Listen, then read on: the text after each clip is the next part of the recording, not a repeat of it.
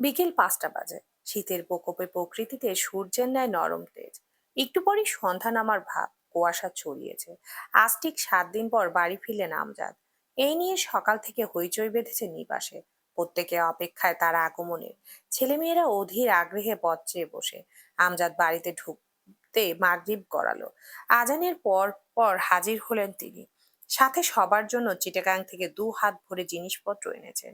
এই বিশাল বসতের মূল কর্তা আমজাদ শিকদার, যার ভয়ে তটস্থ থাকে বাকি 3 ভাই ও ছেলে মেয়ে। ভদ্রলোকের অনুমতি ব্যতীত বাড়ির বাইরে পা রাখারও নিয়ম নেই। প্রত্যেকেই ওনাকে সম্মান করে, শ্রদ্ধা করে। ভাইরা মান্য করে চোখ বুজে। কেবল নিয়ম বহির্ভূত রয়ে গেল ওই একটি মানুষ। আমজাদ বেশ কঠোর ব্যক্তিত্বের পুরুষ, তবে আজ যেন ভীষণ নরম। এসেই প্রত্যেককে আদর করেছেন, চুমু দিচ্ছেন। রিক্তকে কোলে নিয়ে বসে পড়লেন সোফায়। পিউ বাবার পাশ ঘেঁষে বসে, তার 2 হাত ভর্তি প্যাকেট। সামনে আরো টেবিল ভরা জিনিসপত্র। বসার ঘর ঘিরে সকলে। আমজাদ সানন্দে যার যারটা বুঝিয়ে দিচ্ছেন তাকে। সাদীপ অফিস থেকে তাড়াতাড়ি ফিরলো আজ। আফতাব, আনিস ওনারাও এসেছেন আরো আগে।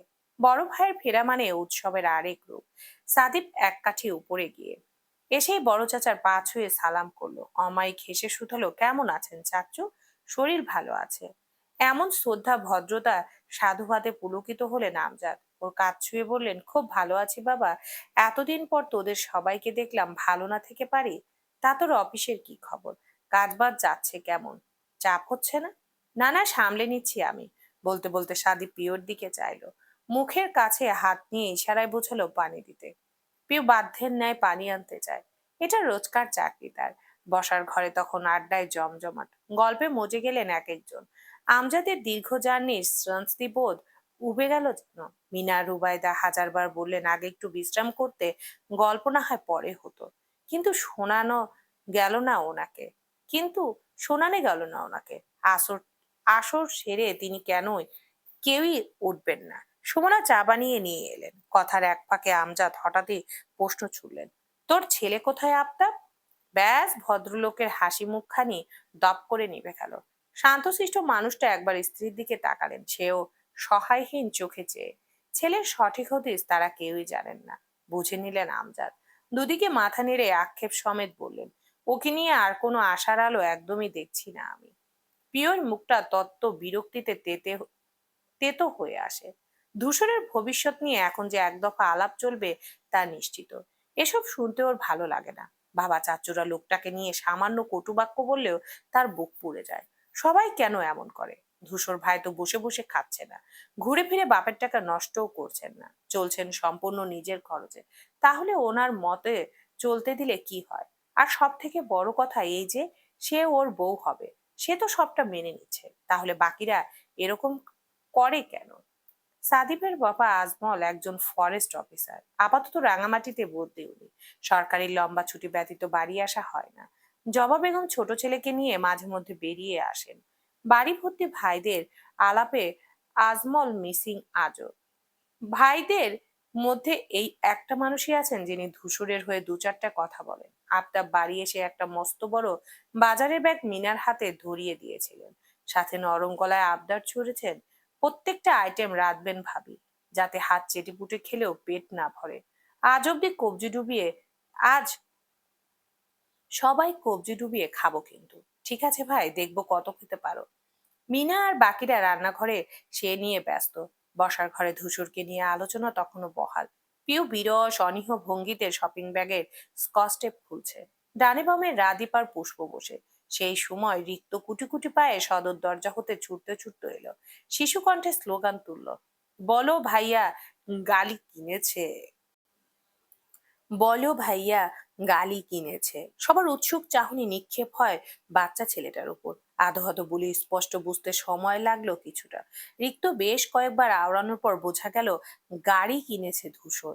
কথাখানা শুনতে দাঁড়িয়ে পড়ল পিউ।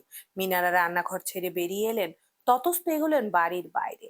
পিওর সব গোলমাল লাগছে। ধূসরের গাড়ি আগে থেকেই আছে, উনি আবার একটা গাড়ি কিনে কি মাথায় রাখবেন? আমজাদ ফেরার পর গড়ে ওঠা রমরমে পরিবেশটা মুহূর্তে স্থিত হয়। প্রত্যেকে এগোলো গেটের দিকে। পিউ এসে এক প্রকার ঝুলে পড়লো দরজায়। ধূসর দাঁড়িয়ে, পাশে একটা অচেনা লোক, আর বাড়ির দারোয়ান 3 জনের মাঝখানে ঠেস দিয়ে দাঁড় করা একটা চকচকে কালো রঙের বাইক। দারোয়ান হাহুতাশ করছেন কিছু নিয়ে, দুদিকে মাথা নেড়ে বিড়বিড় করছেন ক্রমশ। রুবাইদা অবাক হয়ে বললেন, কি রে ধূসর, হঠাৎ বাইক কিনলি কেন যে? তার আগে দারোয়ান আহাজারি করে বললেন, আপনার পোলা পাগল হইয়া গেছে আম্মা, নইলে কেউ গাড়ি বেচে হুন্ডা কেনে কন? পিউ তাজ্জব বনে চাইলো। একই রকম বিস্মিত বাকিরাও, অথচ নিরুৎসাহিত মানুষটা বাইকের হেলমেট হাতে নিয়ে নেড়ে চেড়ে দেখছে। এত এত বিমূর্ত দৃষ্টি একটুও প্রভাব ফেলেনি তার উপর। জবা বেগম বললেন, ওমা সে কি কথা, গাড়ি কেন বেচেছিস, কত শখ করে কিনেছিলি? ধূসর কারো দিকে দেখলো না, হেলমেট হাতে কপাল গুছিয়ে রেখেই বলল, আজকাল গাড়ির থেকে বাইক ভালো লাগছে তাই। সম্পূর্ণ নিস্তব্ধ বাড়ি, অথচ বসার ঘরে ভর্তি মানুষ। সে সামান্যতম জায়গা হয়তো ফাঁকা। রাত প্রায় 10টা বাজে। একঘর মানুষের মধ্যে গম্ভীর চোখ মুখ নিয়ে বসে আছেন শিকদার বাড়ির 3 কর্তা। তাদের ঠোঁটে বিন্দুমাত্র হাসির দেখা নেই। আফতাব শিকদারের ভাবভঙ্গি হতাশ বিধ্বস্ত। মানুষ হিসেবে আমজাদ ঠিক যতটা গরম, ধূসরের বাবা ঠিক ততটাই নরম আর শান্ত গোছের। ছেলের এক একটি কাজে তার আক্ষেপ নিরন্তর। উনি সবচেয়ে বেশি ভয়ে থাকেন পুত্র নিয়ে ভাইদের কটু কথা শোনার। কাঠগড়ায় ধূসর ভাই, হয়তো কারো অযৌক্তিক বিচার কার্য চলছে তার ঘটানো অনাকাঙ্ক্ষিত কাজটি নিয়ে। ধূসরের প্রিয় ডাক মেরুন রঙের গাড়িটি বিক্রিতে আহাজারি সবার, এমনকি প্রিয়রও সমান মন খারাপ। কেন ধূসর গাড়িটা বেচে দিল সে নিজেও বুঝতে পারছে না। তার প্রিয় রং মেরুন, সাথে ধূসর ভাইয়ের গাড়িও মেরুন। অতীব পছন্দের এই গাড়িটি ধূসর ভাই এভাবে বেচে দিবেন, ব্যাপারটা মোটেই খুশি হওয়ার মতো কিছু নয়। বসার ঘরের এক কোণায় ঠোঁট উল্টে দাঁড়িয়ে পিউ, ওড়নার কোণাটা আঁচলে পেঁচাতে পেঁচাতে, আঙ্গুলে পেঁচাতে পেঁচাতে একবার তাকালো ধূসরের দিকে। আশ্চর্যের বিষয় হলো, এই যে ও এমন একটা কাণ্ড ঘটালো, অথচ বিন্দুমাত্র হেলদোল দেখা যাচ্ছে না। কি নিরুদ্বেগ গাঝারা ভাবভঙ্গি। পিউ মুখ ভ্যাংচায়। কি দরকার ছিল গাড়িটা বেচার? হু হু। এতক্ষণে রাশভারী পরিবেশটি রেশ কাটলেন আমজাদ। হাস্যহীন কণ্ঠে বললেন, আমাকে একটা কথা পরিষ্কার করে বোঝাবে ধূসর? ধূসরের আঙ্গুলের মাথায় বাইকের চাবি ছিল, এতক্ষণ ধরে টুং টুং করছিল সেটা। তাকালো এবার। তিনি বললেন, গাড়ি বিক্রি কেন করলে? ধূসর উপরের ঠোঁট দিয়ে নিচের ঠোঁট চেপে ধরলো, অন্যদিকে তাকিয়ে ছোট শ্বাস ফেলে আবার ফিরলো চাচার দিকে। বিরক্তি চেপে স্থির জবাব দিল, বলেছি তো চাচ্চু, ভালো লাগছিল না গাড়ি। তোমার জবাব আমার উপযুক্ত মনে হয়নি। ভালো লাগছিল না বলে কেউ গাড়ি বেচে দেয়? বাইকের দরকার, কিনতে ইচ্ছে করেছে, বেশ কিনেছো, ভালো কথা সেটা। তাই বলে গাড়ি কেন বেচবে? ওটাও থাকতো। রুবাইদা পাশ থেকে উদ্বেগ নিয়ে বললেন, আমরা আর তো একই কথা। এরকম করার কোনো মানে হয় বলুন তো ভাইজান? ঘরের জিনিসপত্র বেচা কিনা এসব কি ভালো নাকি? আচ্ছা তুমি কিছু বলছো না কেন, কথা কি ফুরিয়ে গেছে? কথাটুকু স্বামীকে উদ্দেশ্য করে বললেন তিনি। আফতাব ফোঁস করে নিঃশ্বাস ফেলে বড় দুঃখ নিয়ে বললেন, কি বলবো? তোমার ছেলে কি আমার কথা শুনে? রুবাইদা তৎক্ষণাৎ জ্বলে উঠে বললেন, এখন আমার ছেলে বলছো কেন? যখন স্কুল কলেজে রেজাল্ট কার্ড দেখাতো তখন তো সারা বাড়ি নাচতে নাচতে বলে বেড়াতে, আমার ছেলে আমার ছেলে। ভালো কিছু করলে ছেলে তোমার, আর তোমার মনোপুত কাজ নয়, না হলে এই ছেলে হয়ে যায় আমার, তাই না? আফতাব মুখ দিয়ে চবর্গীয় শব্দ করলেন। এক কথার মধ্যে আরেক কথা ঢুকানোর স্বভাব কি কোনোদিনও বাদ যাবে না? আমি কি বলছি আর তুমি কি বলছো? কথা না বুঝে উত্তর দিচ্ছ কেন? আমি যা বুঝেছি ঠিকই বুঝেছি, তুমি। সবাই গোল গোল চোখে ঝগড়া দেখছিল দুজনের। ধূসর কণ্ঠ খানিক উঁচু করে বলল, চুপ করবে তোমরা? কথাটুকুন সম্পূর্ণ করতে ব্যর্থ হলেন রুবাইদা। গিলে ফিলে মুখ ফুলিয়ে দাঁড়িয়ে রইলেন অমন। ধূসর কপাল গুছিয়ে বলল, আমি বুঝলাম না একটা সামান্য বিষয় নিয়ে তোমাদের এত সমস্যা কেন হচ্ছে। আমার ইচ্ছে হয়েছিল গাড়ি কিনেছিলাম, ইচ্ছে করলো বিক্রি করলাম, সিম্পল। পিউ চোখ মুখ কুচকে আরো একবার ভেঙচি কাটলো, বিড়বিড় করলো, ব্যাপারটা এতটাও সিম্পল না বুঝলেন। আপনি যে আস্ত একটা নির্বোধ, আবারও তা প্রমাণ করে দিলেন। হু হু। আনিস মুখ খুলে এবার নম্র কণ্ঠে বললেন, হ্যাঁ কিন্তু থাকলে কি হতো, দুটোই ব্যবহার করতে। আমি তো অনেকবার বললাম ছোট চাচ্চু, গাড়ি ভালো লাগছিল না, আর যে জিনিস আমার পছন্দ নয় সেটা আমি আমার কাছে রাখি না। আমার মনে হয় এ নিয়ে অহেতুক মাতামাতি করছো তোমরা। এসব তোমার অহেতুক মনে হচ্ছে? আমজাদের কথায় ধূসর মুখের উপর বলল, হ্যাঁ হচ্ছে। আমার ব্যাপারটা আমার মধ্যে সীমাবদ্ধ থাকুক। চেহারা থমথমে হয়ে এলো ভদ্রলোকের। ধূসর আবার বলল, গাড়ি আমি আমার স্কলারশিপের টাকায় কিনেছি, কারো টাকা নষ্ট করিনি, তাই তোমাদের এসব বাড়াবাড়ি যুক্তিহীন। সোজাসাপটা জবাবটায় ভাষাহীন সকলে। বিরাট দানবীয় একখানা তালা ঝুলে পড়ল ঠোঁটে। কেউই আর উপযুক্ত উত্তর খুঁজে পেল না। ধূসর মিনার দিকে চেয়ে বলল, তুমি টেবিলে খাবার দাও বড় মা, আমি ফ্রেশ হয়ে আসছি। এক মুহূর্ত আর দাঁড়ায় না সে, শব্দযুক্ত কদমে ঘরের দিকে রওনা করলো। তার যাওয়ার দিকে চেয়ে দীর্ঘশ্বাস ফেললো পিউ। ধূসর গাড়ি কিনেছে এ অব্দি দুটো। প্রথমে দেশে ফিরে কিনেছিল একটা ধবধবে সাদা গাড়ি। এর মাসখানেক পরে সেটা ছোট চাচ্চুকে দিয়ে দিল। তারপর হুট করে কিনে আনলো মেরুন রঙের এই চকচকে গাড়িটা, যেটা চলছিল প্রায় বছর দিনের। সবার উদ্দেশ্যে ঘোষণাও করেছিল গাড়িটার ভীষণ শখের। আর তাই পরিবারের কেউ সে গাড়িতে উঠতে পারেনি। তার শখের গাড়ি মানে সে একাই ব্যবহার করবে। এমনকি রুবা আফতাবও যেখানে ঠাঁই পেলেন না, সেটাই আজ বিক্রি করলো ছেলেটা। ব্যাপারটা কেমন গোলমেলে না? পিউ দাঁড়িয়ে দাঁড়িয়ে ভাবছিল এসব, ক্ষুদ্র মস্তিষ্ক ব্যস্ত হিসেব মেলাতে। পরপরই কি ভেবে হঠাৎ সচকিত হয়ও। বড় চোখ দুটো কোটর ছাড়িয়ে আসে অন্যরকম চিন্তায়। এক সেকেন্ড, সেদিন আমি সাদিপ ভাইকে বলেছিলাম আমার গাড়ির থেকে বাইক ভালো লাগে। ধূসর ভাই কি অ্যানি হাউ সেটা শুনতে পেয়ে এই কাণ্ড ঘটালো? আমার জন্যই কি এসব? পিউ নড়ে চড়ে দাঁড়ালো, সতর্ক ভঙ্গিতে বিদ্যুৎ বেগে ধূসরের রুমের দিকে ফিরল। ধূসর ভাইকে আমাকে খুশি করতেই এরকম করলেন? এর মানে ওনার অনুভূতি আছে আমার প্রতি।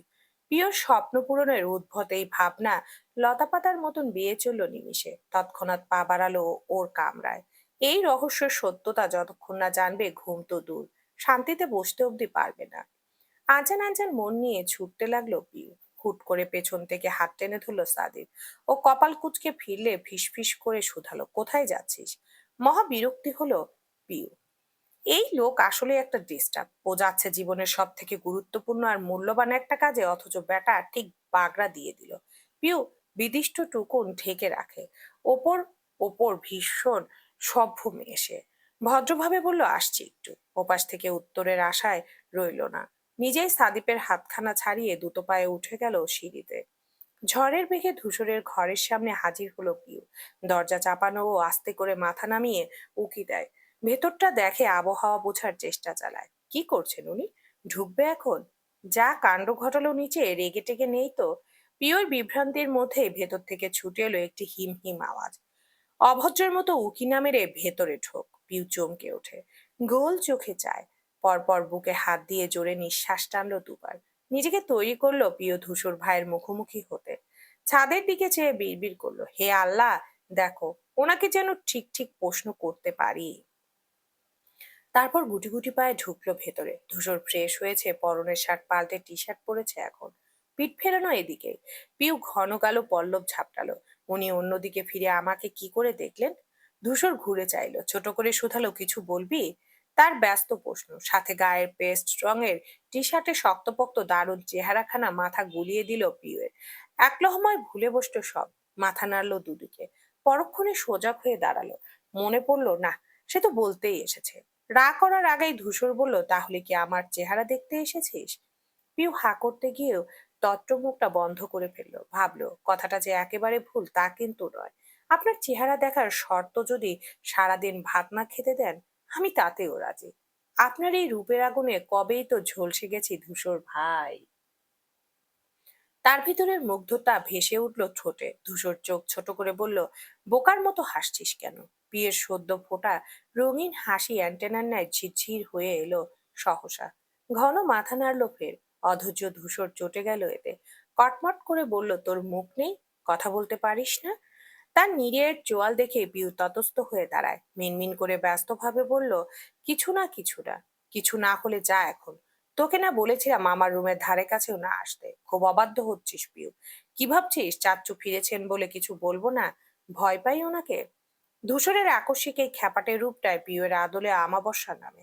আস্তে করে বলল, কখন বলেছি এ কথা? ধূসর চোখ পাকালো। তুই বের হবি? পিউয়ের নড়বড়ে সম্মানে আঘাত হানলো এবার। এরপরে আর এক মুহূর্ত দাঁড়িয়ে থাকার মানে হয় না এখানে। সে কি এত ক্যাবলা মান সম্মানহীন কি না নাকি? এমন ভাব করছে যেন রুম নয় রাজার সভা। সে অদৃশ্য চোটপাট দেখিয়ে সত্যি সত্যি ঘুরে হাঁটা ধরলো। ভাবখানা এমন যে ওনার ছায়াও মারাবে না। অথচ দরজা অব্দি গিয়ে পাজোড়া থমকে গেল কেমন। পুরনো পুরো অনুভূতি পুরনো অনুভূতি গর্জে উঠল সজোরে।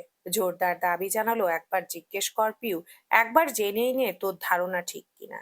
সেইক্ষণে ঘুরে তাকায় সে। সেকেন্ডে ধূসর মুখ ঘুরলো আরেক দিকে। পিউ ধৈর্যহীন কণ্ঠে সুরালো, আপনি কি গাড়িটা আমার জন্যই বেচেছেন ধূসর ভাই? ও তাকালো, খুব অবাক হয়ে বলল, তোর জন্য বলতে? পিউ জিভ দিয়ে ঠোঁট ভেজালো। মনের প্রশ্নটা সাজিয়ে গুছিয়ে মুখে ফুটে করতে পারলে হয়। আমতা আমতা করে বলল, না মানে সাদিপ ভাইয়ের বাইকে ওই দিন তুই আজ কলেজ যাসনি শুনলাম। তার প্রশ্নটুকু পূর্ণতা পেল না। পাল্টা প্রশ্ন ছুড়ে আটকে দিল ধূসর। পিউ তার ক্ষুদ্রকার চোখের দিকে সরু দৃষ্টিতে চেয়ে বলল, কার কাছে শুনেছেন? ধূসর গুটিয়ে রাখা ডান ভুরুটা নাচিয়ে বলল, জবাবদিহিও চাইছিস আজকাল? ইমপ্রেসিভ। পিউ উদ্বেগ নিয়ে বলল, না না তা বলিনি, আমি আসলে জানতে এসেছিলাম যে। ধূসর এবারেও থামিয়ে দিল, প্রতিমধ্যেই বলল, বাড়িতে বলবো ইদানিং কান ধরে কলেজের বারান্দায় দাঁড়িয়ে থাকছিস। শীতল হুমকিতে ভুরু কপালে তুলল পিউ। এই কথা পরিবারের কেউ জানলে সর্বনাশ। ঘটনা একদিনের, অথচ ওকে খেপিয়ে মারবে সারাটা জীবন। আর বাবা, উনি জানলে সঙ্গে সঙ্গে কলেজে যাবেন, খোঁজ নেবেন কেন ওনার মেয়ে কান ধরলো তার তদন্ত করবেন। তারপর কোনোভাবে ম্যাম যদি বলে দেয় খাতা ভরে ধূসর ভাইয়ের নাম লিখে ধরা খেয়েছিল বলে, ইয়া মাবুদ, সে থাকলেও তার মাথা থাকবে না। পিউ বিমত্ত লোচনে চেয়ে রইল ধূসরের দিকে। কি সাংঘাতিক লোক, কি ধুরন্ধর। ধূসর ফের ভুরু ওঠায়, বলবো? পিউ শুকনো ঢোক গিলে দুদিকে মাথা নাড়ল। কাচুমাচু চেহারায় অনুরোধ জ্বালানো, না প্লিজ। ধূসর বুকের সঙ্গে হাত বেঁধে দাঁড়ালো, বলল, বেশ, তাহলে ঠিক 5 গোনার মধ্যে রুম ছাড়বি। আর এই গাড়ি বেচা কেনার ব্যাপার নিয়ে ভবিষ্যতে কোনোদিনও তোকে যেন মাথা ঘামাতে না দেখি, মনে থাকবে? পিওর বিগত কয়েক মিনিটের শতপুষ্ট মনটা ঝুপ করে খারাপ হলো এবার। আহত হয়ে ভাবলো, আপনি মানুষটা এমন অনুভূতিহীন উদাসীন কেন ধূসর ভাই? আমি যে কি বলে কি বুঝাতে চেয়েছি যে এসেছি, তাও কি কোনোদিন বুঝবেন না? নাকি বুঝেও ভান করেন না বুঝার? তার চিন্তা ভাবনার মধ্যে ধূসর গনে উঠল, 1 2। পিউ ভেতরে ভেতরে ক্ষিপ্ত হয়। ধূসরের পাতলা ওষ্ঠে একটা কষ্টে পেঁচিয়ে দেওয়ার ইচ্ছা জাগে, কিন্তু ফেলে আসা তর্জন ভেবে আর 5 গোনার পূর্বে ভীষণ জোরে দৌড়ে বেরিয়ে গেল বাইরে। সচেতন দূরত্বে এসে দেয়াল ধরে দাঁড়ালো। ধূসরের প্রতি রাগে টকবক করছে শরীর। এত ভাব কিসের? ভালোবাসে বলে মাথা কিনে নিয়েছে নাকি? মাঝে মধ্যে খুব ইচ্ছে করে ধূসরের 14 গোষ্ঠীকে গালি দিয়ে উড়িয়ে দিতে। শুধু সেটা নিজেরও গোষ্ঠী বলে পারে না, ব্যর্থ হয়। সেই রাত কাটলো। ধূসরের গাড়ির ব্যাপারটা ধামাচাপা পড়লো তার ঠান্ডা আচরণের তলায়। কিন্তু পিউয়ের মন খারাপ গেল না। মাঝে মধ্যে মনে হয় সে হয়তো একটু বেশি স্যাঁচরামো করে ফেলছে। একটা ছেলের প্রেমে এত পাগল হওয়ার কিছু নেই। তারপর সুদৃঢ় মনে প্রতিজ্ঞা করলো কাল থেকে আর ধূসের ভাইয়ের জন্য এমন করবে না। ওনাকে দেখলেও ফিরে তাকাবে না। আফসোস, সে কাল আর ওর আসে না। মেয়েটা আজেতেই ডুবছে। আর সেই আজকের পুরোটা ঘিরে ধূসর ভাই। তার আদ্য প্রান্ত জুড়ে ধূসর ভাই। কিশোরী মনের বিরাট টোটনির কোনায় কোনায় স্রোত আসে ধূসর ভাইয়ের নামে। এক মুঠো রঙিন পৃথিবীর সবটাই যে ধূসরময়। আচ্ছা, সে কি সময় কাটানোর জন্য প্রেমে পড়েছে? না, একদম নয়। পড়েছে অনুভূতির কবলে পড়ে। তাহলে সেই প্রেমে পাগলামো থাকবে না তো কি থাকবে? এই একটা চিন্তায় পিওর সকল দৃঢ় শপথের দেয়াল খান খান করে ভেঙে দেয় প্রতিবার। পারে না, কোনো ক্রমে পারে না নিজেকে সামলাতে। এই দোষ কি ওর?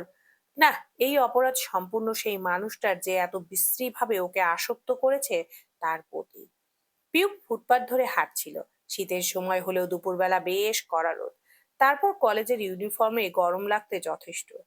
ছুটির প্রায় আধা ঘন্টা, কিন্তু এখনো বাড়িতে পৌঁছায়নি। গাড়ির তেল শেষ। ড্রাইভার গিয়েছে তেল ভরতে। সে অধৈর্য মানুষটা কিভাবে এতক্ষণ দাঁড়িয়ে থাকবে?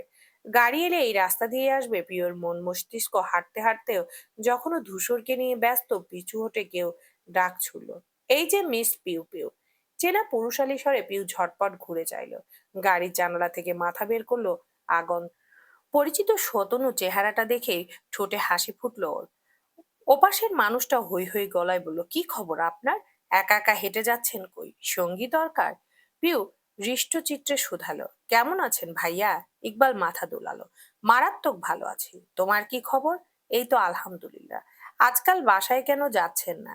সে বলেছি, তার আগে বলো তুমি হাঁটছো কেন? গাড়ি কই? পিউ কাঁদ উঁচু করে জানালো, তেল শেষ। ইকবাল বলল, ও তাহলে আর হেঁটে লাভ নেই, এসো আমি পৌঁছে দিচ্ছি। সঙ্গে গাড়ির দরজাও খুলে দিল সে। পিউ বিনা দ্বিধায় উঠে বসলো সেখানে। ইকবাল তার ধূসর ভাইয়ের ছোট্টবেলার বন্ধু, একেবারে গলায় গলায় দোস্তি। সেই নার্সারি থেকে একসঙ্গে পড়াশোনা করেছে দুজন। মাঝে মাঝে তো এই ইকবালটাকেও হিংসে হয় পিউয়ের। ধূসরের কলিজার টুকরো হচ্ছেন ভদ্রলোক। এত মাখো মাখো প্রেম এদের। এর এক ফোঁটাও যদি ওর প্রতি থাকতো, যা করবে একসাথে, ঈদে পাঞ্জাবিও কিনবে একই রকম। সে অনেক আগের কথা। একবার মিছিলে গিয়েছিল দুজন, তাও স্কুল থেকে জীবনে প্রথমবার। আর সেই খবর পৌঁছে গেল সিকদার বাড়িতে। তারপর ধূসরকে মেরে তক্তা বানিয়ে দিয়েছিলেন আমজাদ।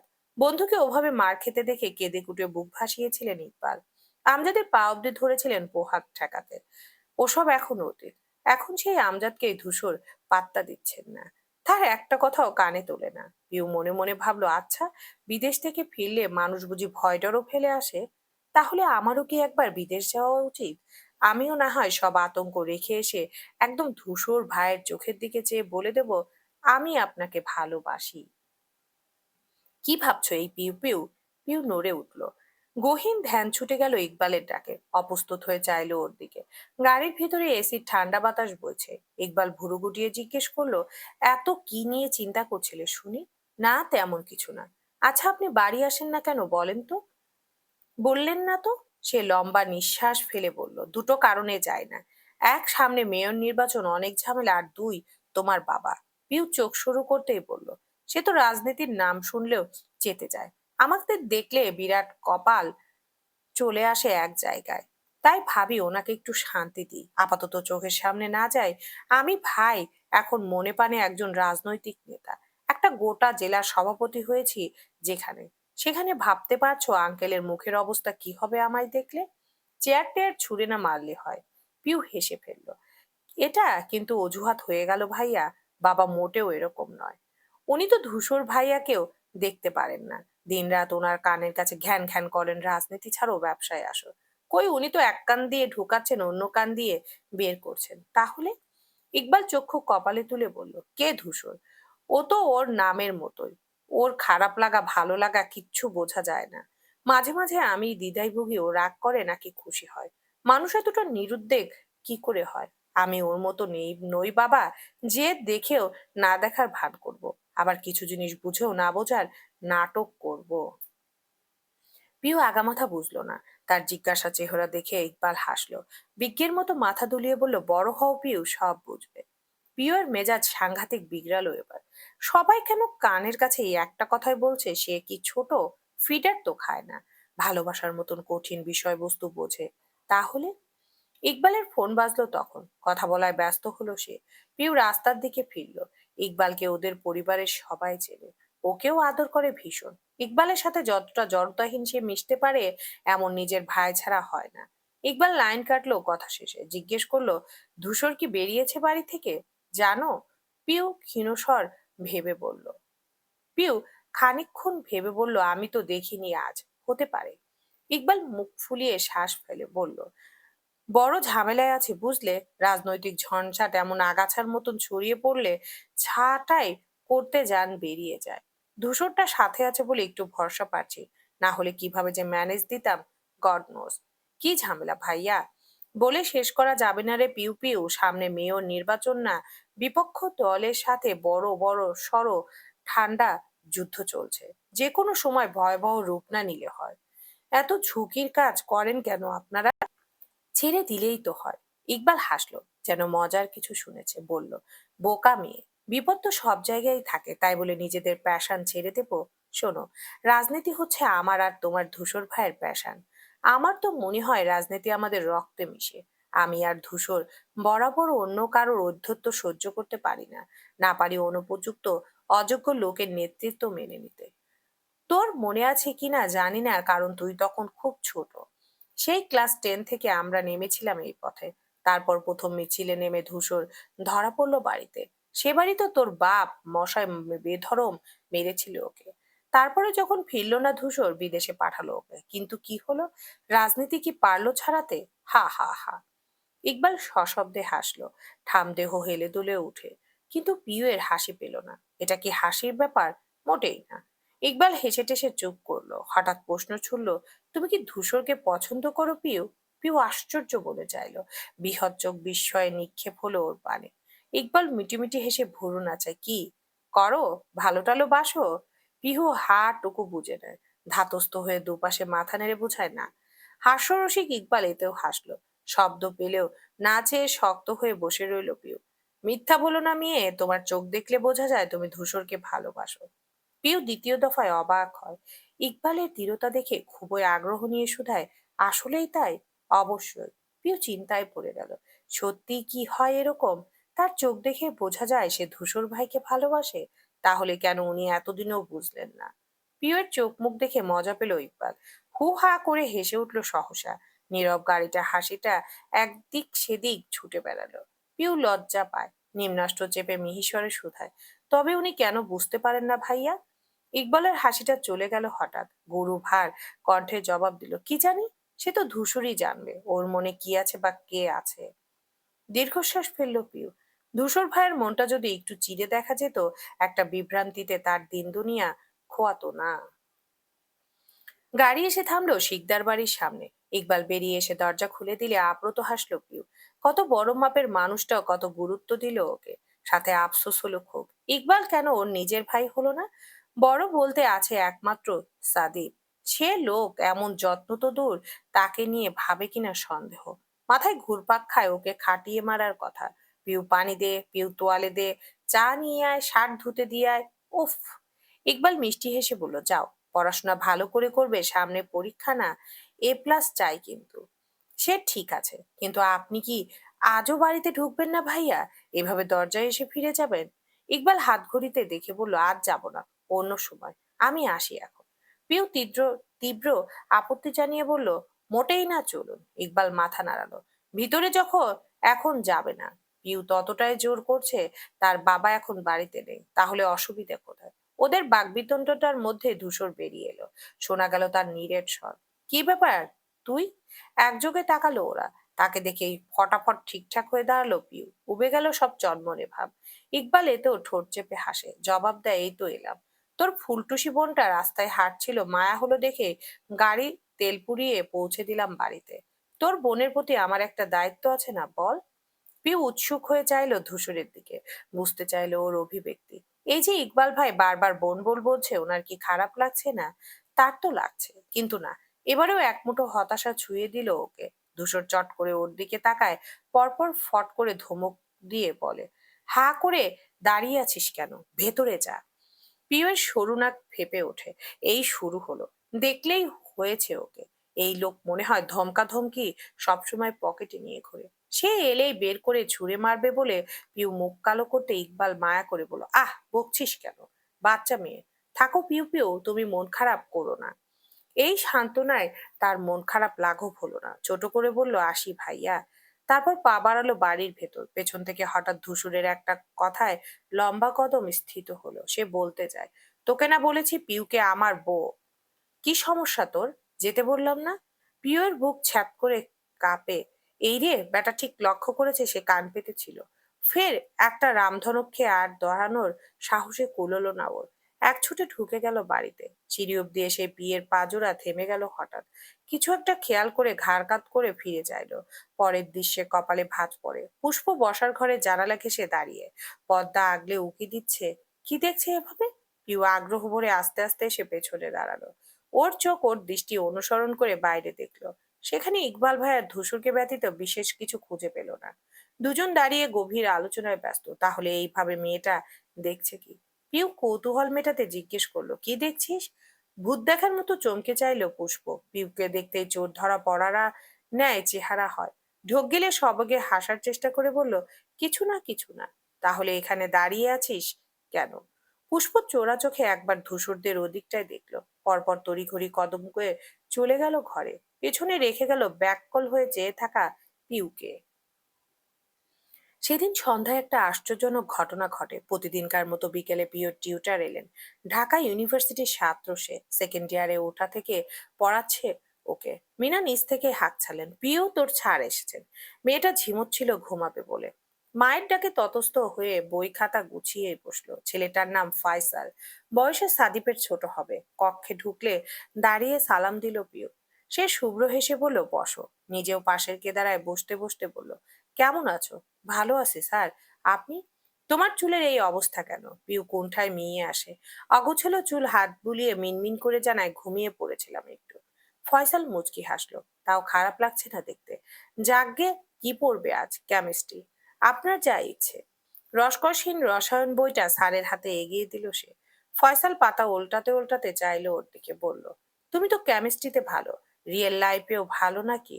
পিউ বোঝেনি। প্রশ্ন করতে গেলে আচমকা চোখে পড়ল দৌড়ে ধূসর দাঁড়িয়ে এদিকেই চেয়ে। পিউ তাকানো মাত্রই গটগটিয়ে রুমে ঢুকে গেল নিজে। এই সময় সে বাড়িতে থাকে না, আজ দেখে খানিক অবাক হলো পিউ। ফয়সাল তাগাদা দিল পড়ায়, মনোনিবেশ না চাইতেও সেদিকে চলে গেল ওর। বসার ঘরে তখন চায়ের আসর বসেছে সন্ধ্যার আয়োজনে বাড়ির গৃহিণীরা। ফয়সাল চলে গিয়েছে পড়ানো শেষে। পিউ নিচে এসে পুষ্পের পাশে বসলো। না বলতেই কাপ ভর্তি চা এগিয়ে দিল সে। সামনের সোফায় আম্মু, মেজমা, ছোট মা, সেজো মা গল্প জুড়েছেন। সুমনা তার প্রিয় সিরিয়ালের খলনায়িকাকে বকাঝকা করছেন। পাশে খেলছে রাদীপ আর রিক্ত। এর মধ্যে ধূসর নেমে আসে। ওকে দেখে রুবাইদা বললেন, চা খাবি ধূসর? পিউ আট চোখ তুলে চাইলো। শ্যামবর্ণের মুখে চাপদাড়িওয়ালা এই লোকটাকে দেখে হৃৎপিণ্ড কেমন কেমন করে ওঠে তার। না। একটু চুপ থেকে সরাসরি মিনাকে শুধালো, পিওর টিউটার ফোন নাম্বার আছে তোমার কাছে? তিনি বললেন, হ্যাঁ আছে তো, কেন? ধূসর ফটাফট ঘোষণা দিল ওকে ফোন করবে, বলে দিবে কাল থেকে যেন আর পড়াতে না আসে। সদ্য চুমুক দেওয়া গরম চা জিভ পুড়িয়ে দিল পিউয়ের। ছোটখাটো ছ্যাঁকা খেয়েও ভাবান্তর হলো না তেমন। চোখ পিটপিট করে ধূসরের দিকে চেয়ে হঠাৎ স্যারকে মানা করবে কেন? সুমনা বললেন, কেন রে? ছেলেটা তো ভালোই পড়ায়। 1 ঘন্টার জায়গায় 1.5 ঘন্টা পড়াচ্ছে। সামনে পিউয়ের পরীক্ষা। এই সময় কি ঠিক হবে? এসব আমার মাথায় আছে ছোট মা, কারণ ছাড়া বলছি না নিশ্চয়ই। পিওর পড়াশোনায় ক্ষতি হোক এমন কিছু আমি করব কি? না, তা বলিনি। জবা বেগম বললেন, কিন্তু ওকে পড়াবে কে? তুই? বলার সময় ভদ্রমহিলার চোখ মুখ ঝলকে উঠলেও মুখমণ্ডল শুকিয়ে গেল পিওর। ভীতু হলো। আবার এই লোকের পড়ানোর কথা উঠছে কেন? ধূসর বলল, না, তোমাদের এত চিন্তা করতে হবে না, আমার এক বন্ধু আছে, ও এসে পড়িয়ে যাবে।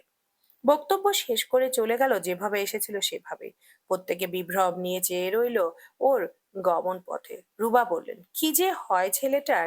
মিনা ততোধিক নিশ্চিন্ত কণ্ঠে বললেন, যা হবে ভালোই হবে। ধূসর যখন দায়িত্ব নিচ্ছে, আমার আর চিন্তা নেই। যাই, ফয়সালকে বারণ করে দিই। আর এ মাসের বেতনের টাকাটাও নিয়ে যেতে বলে।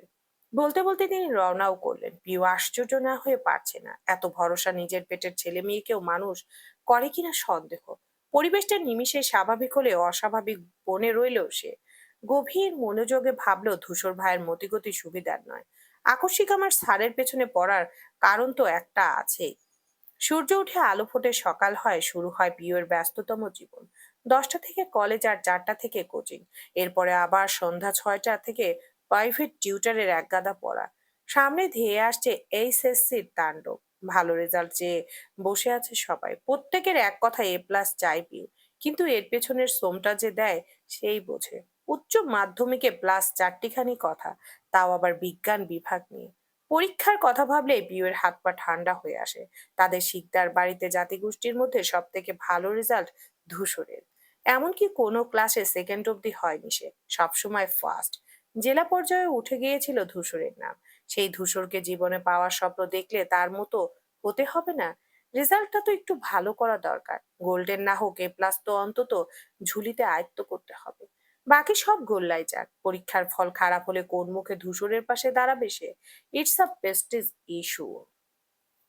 ধ্যানমগ্ন হয়ে আইসক্রিম খাচ্ছে পিউ। ভাবতে ভাবতে আইসক্রিম গলে কবজি অব্দি এলে ঘোর কাটলো তার।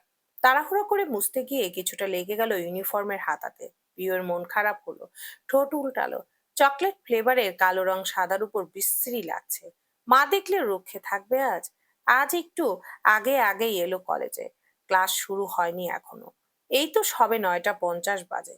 এত সকাল, সাথে শীতের সময়, অথচ পিওর অদ্ভুতরে ইচ্ছে জাগলো আইসক্রিম খাওয়ার।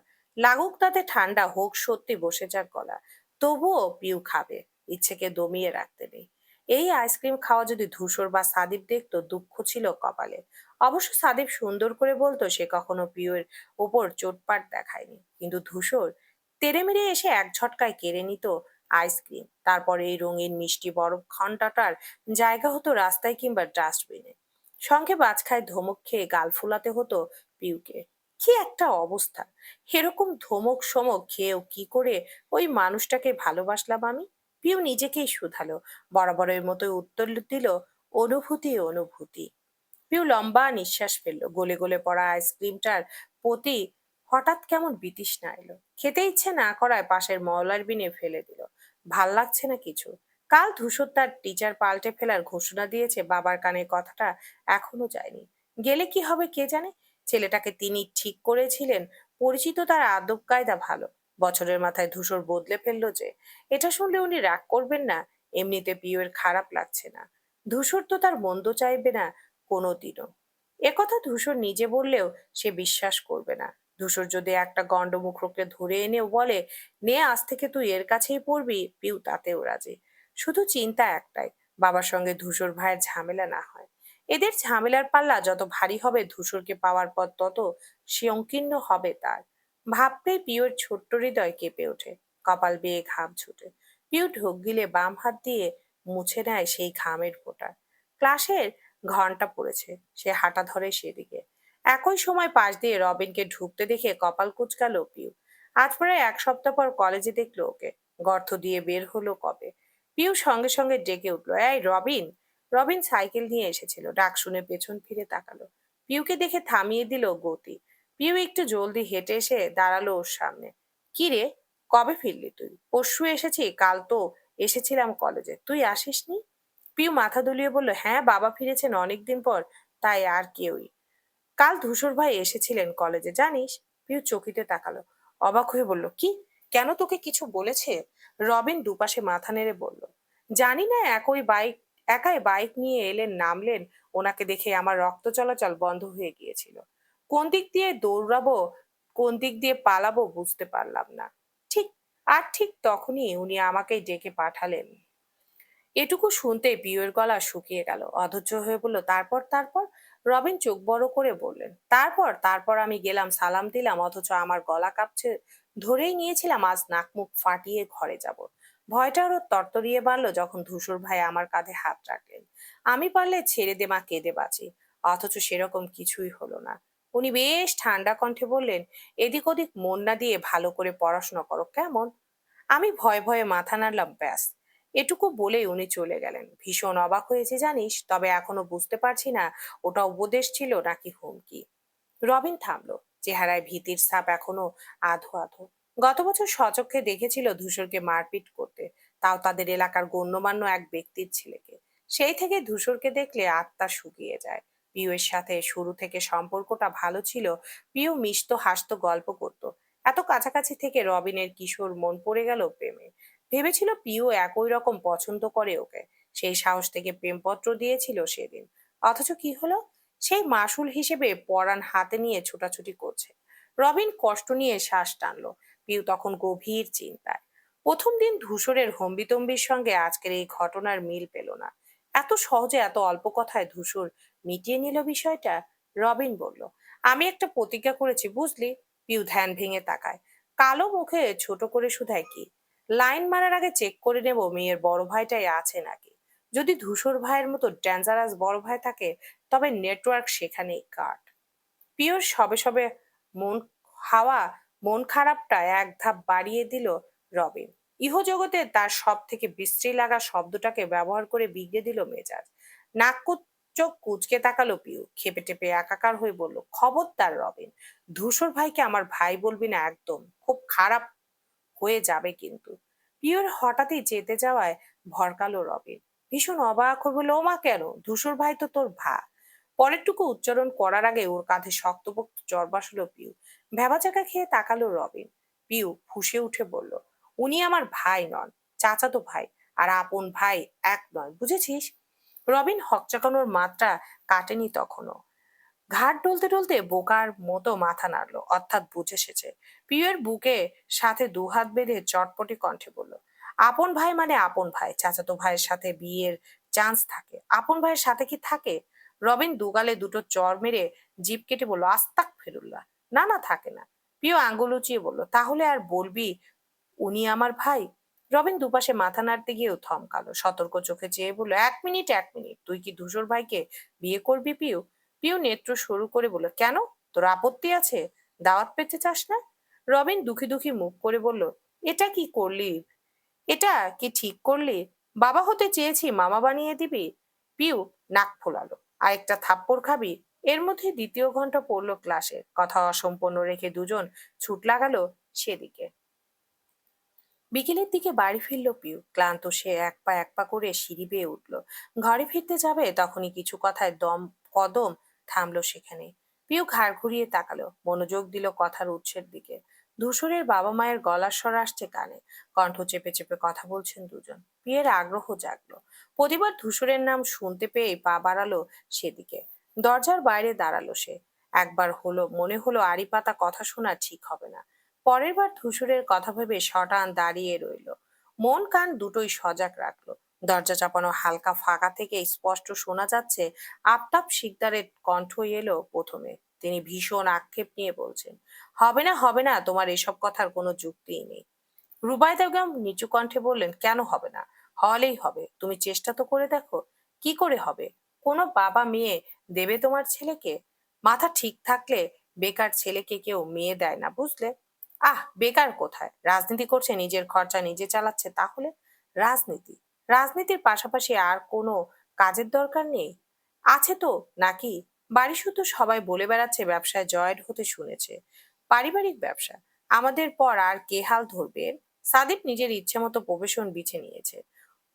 ওরটা তাও মানা যায়, সম্মানের কাজ। কিন্তু তোমার ছেলে মারপিট করে বেড়ায়, রাস্তায় পথে ঘাটে স্লোগান দেয়, মিছিলে নামে। একটা কথা কানে তোলে না আমার। সবসময় গা ঝাড়া হাব ভাব। আমি তো এখন আর কিছু বলাই ছেড়ে দিয়েছি। শুধু তটস্থ থাকতে হয়, এই বুঝি তোমার ছেলে একটা কাণ্ড ঘটালো আর ভাইরা সব হামলে পড়লো আমার উপর। আমি কিছুতেই বুঝতে পারি না, আমার মতো এরকম মানুষ যার নামে কোনো দিনও কেউ বলতে পারে না একটা ঝামেলায় জড়িয়েছি, কারোর সাথে ঝগড়ায় নেমেছি, সেই মানুষের ছেলে এতটা বেপরোয়া হয় কি করে? কার ছেলে ও? কথায় কথায় কথাটা বললেও মাথায় বাজ পড়ল রুবায়দা বেগমের। সাংঘাতিক রকমের তেতে বললেন, কি বললে তুমি? তুমি শেষমেশ আমায় নিয়ে সন্দেহ করছো?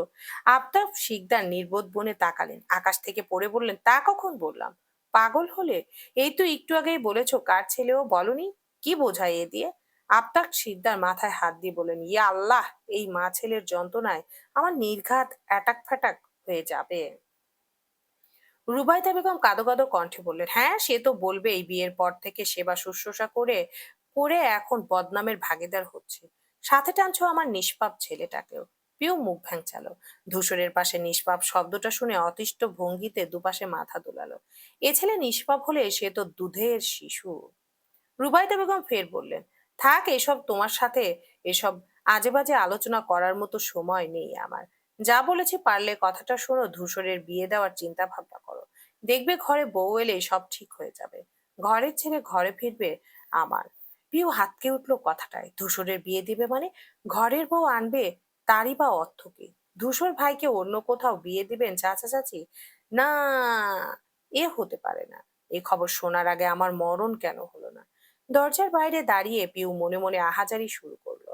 তার ইচ্ছে হলো চাপানো দরজা ঠেলে এক্ষুনি কক্ষে ঢুকে যেতে, মেজমাকে কঠিন কণ্ঠে হুঁশিয়ারি করতে, কোনো বিয়ে টিয়ে হবে না, তোমার ছেলের বউ হব আমি, বুঝেছো? আগে ধূসর ভাই আমার প্রেমে পড়ুক, তারপর এসব ভেবো। এখন রেহাই দাও মেজমা। কিন্তু আফসোস, পারলো না পিউ। তবে দুঃখে আধার কেঁপে কেঁপে উঠলো, যেন এক্ষুনি কেঁদে ফেলবে মেয়েটা। তবে দুঃখে অধর কেঁপে কেঁপে উঠল, যেন এক্ষুনি কেঁদে ফেলবে মেয়েটা। উত্তরে আফতাব শিকদার বললেন, মাথা খারাপ হয়েছে তোমার? পুষ্পের কথা ভুলে গেছো? বাড়ির বড় মেয়ে, ছোট বোনের বিয়ে না দিয়ে ধূসর আগে ভাগে বিয়ে করবে কি করে? আগে তো ওর বিয়ে দিতে হবে নাকি? কথাটা মাথায় ঢুকলো রুবায়দা বেগমের। বোঝার ভঙ্গিতে মাথা নাড়লেন তিনি। বিড়বিড় করে বললেন, তাই তো, আমার মনেই ছিল না। তাহলে বরং আগে পুষ্পর জন্য ছেলে দেখবো আমরা, তারপর ধূসরের বিয়ে, কি বলো? ওপাশ থেকে আর উত্তর এলো না। হয়তো আবদার শিকদার সহমত দিলেন। কিন্তু পিউয়ের কান্না কান্না ভাব উপে গেল তৎক্ষণাৎ। তসস্থ হলো সে। আগে পুষ্পর বিয়ে, আপুর বিয়ের পর ধূসর ভাইয়ের বিয়ে, কি সর্বনাশা কথাবার্তা! পিউ তড়িঘড়ি করে রুমে ছুটলো। কাঁধ থেকে ব্যাগ নামিয়ে এরপরে ছুট লাগালো মা বাবার ঘরের দিকে। সব ক্লান্তি অবসাদ কর্পূরের মতো মিলিয়ে গেছে তার। এনার্জি প্যাক যেন গায়ে ঢেলে দিয়েছে কেউ। বৃহস্পতিবার হওয়ায় আজ আমজাদ শিকদার ও আবতার শিকদার দুজনেই বাড়িতে। হাফ বেলায় অফিস থেকে ফেরেন তারা। পিউ কলেজ ইউনিফর্ম গায়ে পরে এক দৌড়ে ঢুকে গেল মায়ের ঘরে। মায়ের পায়ের দুপধাপ শব্দ পেয়ে চোখ থেকে আড়াআড়ি হাত রাখা হাতটা সরালেন আমজাদ। মেয়েকে দেখে কপাল ঘুচিয়ে উঠে বসলেন। এইটুকুতেই উত্তেজনায় হাঁপিয়ে গেছে পিউ। আমজাদ সাহেব অবাক হয়ে বললেন, কি ব্যাপার আম্মা? এই অবস্থা কেন আপনার? পিউ কতক্ষণ জোরে জোরে নিঃশ্বাস ফেললো, পরপর উদ্বেগ নিয়ে বলল, আব্বু আপুর বিয়ে দিবে কবে? আচমকা প্রশ্নে কিছুটা হতভম্ব হলেন আমজাদ। ভুরু গুটিয়ে চেয়ে রইলেন মেয়ের দিকে। পিউ এগিয়ে এলো, বাবার পাশে বসে বলল, আপু তো সবে অনার্সে উঠেছে, ওকে এত তাড়াতাড়ি বিয়ে দেওয়া উচিত আব্বু? আমজাদ সাহেব কিছুতেই কিছু বুঝলেন না, অবুঝের মতো বললেন, পুষ্পের বিয়ে? এসব তোমাকে কে বললো আম্মা? পিউ জিভ দিয়ে ঠোঁট ভিজালো, আমি শুনেছি মা, মেজমা, রায় এরা সবাই বলা বলি করছিল আপুর জন্য ছেলে খুঁজবে। তুমি এত জলদি ওর বিয়ে দেবে আব্বু? এটা কি ঠিক হবে? লোকে বলবে তুমি বাল্য বিবাহ দিয়েছো। আমজাদ শিকদার রাগী মানুষ, কিন্তু মেয়ের কথায় হেসে ফেললেন। মাথায় হাত বুলিয়ে নরম স্বরে বলেন, বোকা মেয়ে, বললেই কি হয় নাকি? আগে পুষ্পর পড়াশোনা শেষ হোক, ও কতদূর পড়তে চায় শুনি, তারপর ওসব ভাববো। অনেক দেরি এখনো। প্রিয়র ভুতরটা গদগদ হয়ে এলো আনন্দে, উচ্ছ্বাসিত হয়ে বলল, সত্যি বলছো? আমজাদ সাহেব মৃদু হেসে বললেন, হ্যাঁ। আর বড়দের এসব বিষয় নিয়ে তুমি অত ভাবতে যেও না। পড়াশোনায় মনোযোগ দাও। ভালো রেজাল্ট করতে হবে না? এখনো ফ্রেশ হওনি দেখছি, যাও হাত মুখ ধুয়ে খেতে যাও আম্মা।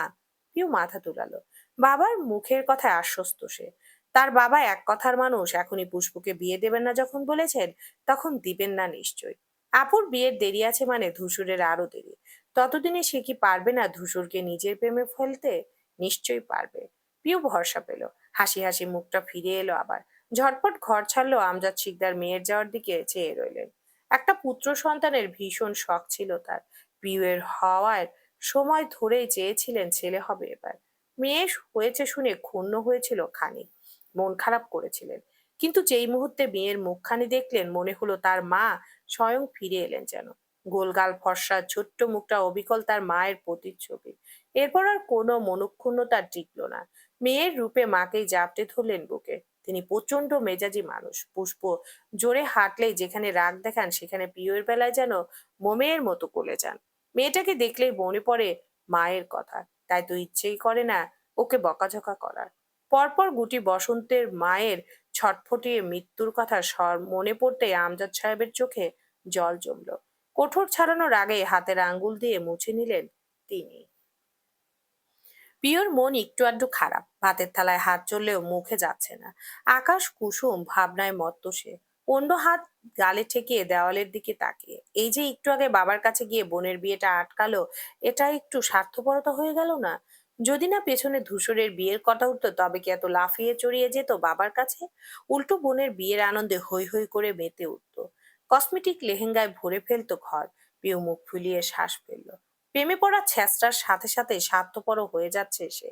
ঠিক তখনই পিঠের উপর চড় বসালেন মিনা বেগম। ব্যথার সঙ্গে ভয়ে মুচড়ে উঠল পিউ। বিস্মিত হয়ে মায়ের দিকে তাকালো। খেতে বসেছিস কখন? তাড়াতাড়ি খা, আজ ধূসরের বন্ধু আসবে না তোকে পড়াতে। আজ কেন মা? একেবারে শনিবার থেকে আসতো। মিনা বেগম চোখ পাকালেন, চুপ কর, ধূসর বলে গেছে আজ থেকেই পড়াবে। পিউ বীতস্পৃহায় খাবার মুখে তুলল। কোনো রকমে খেয়ে দিয়ে উঠে দাঁড়াতেই রিক্ত এসে আগলে ধরলো হাত। মুখে বেজে পড়া আধু বুলিতে আবদার করলো, পিপু চলো না কেলি। পিউ ক্লান্ত কণ্ঠে বলল, এখন না শোনা, স্যার গেলে তারপর। তুমি রাদীপের সাথে খেলো এখন। রিক্ত দুদিকে দুবার জোরে জোরে মাথা নেড়ে বলল, ও খেলবে না, মারে আমাকে। আমি বলে দেবো যেন না মারে, কেমন? রিক্তের ছোটখাটো চেহারাটা চকচকে হলো। আনন্দে মস্তক ঝাঁকিয়ে সেভাবেই চলে গেল। পিউ বেসিনে গিয়ে হাত ধুয়ে পা বাড়ালো কামরায়। বিছানায় শুতেও পারলো না, এর মধ্যে মিনা বেগম ডাক ছুড়লেন, পিউ তোর টিচার এসেছে। মারাত্মক রকম বিরক্ত হলো মেয়েটা। মুখ থেকে চবর্গীয় শব্দ বের করে উঠে দাঁড়ালো। ব্যাগ থেকে বইপত্র বার করলো। এলোমেলো চুল আয়নার সামনে গিয়ে ঠিকঠাক করলো। গতদিন ফয়সাল দারুণ লজ্জা দিয়েছে এ নিয়ে। গায়ে ওড়না পেঁচিয়ে পিউ আস্তে ধীরে হাঁটা ধরলো স্টাডি রুমের দিকে। ভেতর থেকে আসছে মা আর মেজো মায়ের কণ্ঠস্বর, ভীষণ তোষামোদ করে কথা বলছেন তারা, যেন টিচার নয় পাত্রপক্ষ এসেছে। পিউ দরজায় দাঁড়ালো। ভদ্রতার খাতিরে ভেতরে ঢোকার জন্য শিক্ষকের অনুমতি চাইতে হবে তো। কথা বলতে গিয়ে সামনে তাকিয়ে মূর্তির মতো জমে গেল। সম্মুখে এক সুন্দরী কম বয়সী মেয়ে দেখে পিওর মাথা ঘুরে উঠল। গোল্লায় গেল ভদ্রতা অনুমতি। ততস্থ পায়ে কক্ষে ঢুকলো সে। সরাসরি কোমরে হাত দিয়ে প্রশ্ন ছুড়ল, আপনি কে? মেয়েটি রুবাইদা বেগমের সঙ্গে কথা বলায় ব্যস্ত। পিওর কথায় তাকালো ওর দিকে, মিষ্টি হেসে বলল, আমি মারিয়া, তুমি পিউ? হ্যাঁ, কিন্তু আপনি কেন এসেছেন? মিনা বেগম বললেন, ও কি কথা? কেন এসেছে মানে কি? উনিই তো পড়াবেন তোকে। পিউ অবিশ্বাস্য চোখে চেয়ে বলল, আপনি কি ধূসর ভাইয়ের বন্ধু? উনিই আপনাকে পাঠিয়েছেন? পিউ এর সিরিয়াস হাব ভাব মেয়েটিকে অপ্রস্তুত করলো খানিক। বিভ্রান্ত হয়ে আশেপাশের সবাইকে দেখে মাথা নেড়ে বলল, হ্যাঁ। ধূসরের পাঠানো মানুষটা যে মেয়ে এটা ভাবতে পিউয়ের মাথায় আকাশ ভেঙে পড়লো। বক্ষতালু অব্দি দাউ দাউ করে জ্বলে উঠল সে। সে দিন দুনিয়া ভুলে বসলো। ধপ করে বসে পড়লো ফ্লোরে।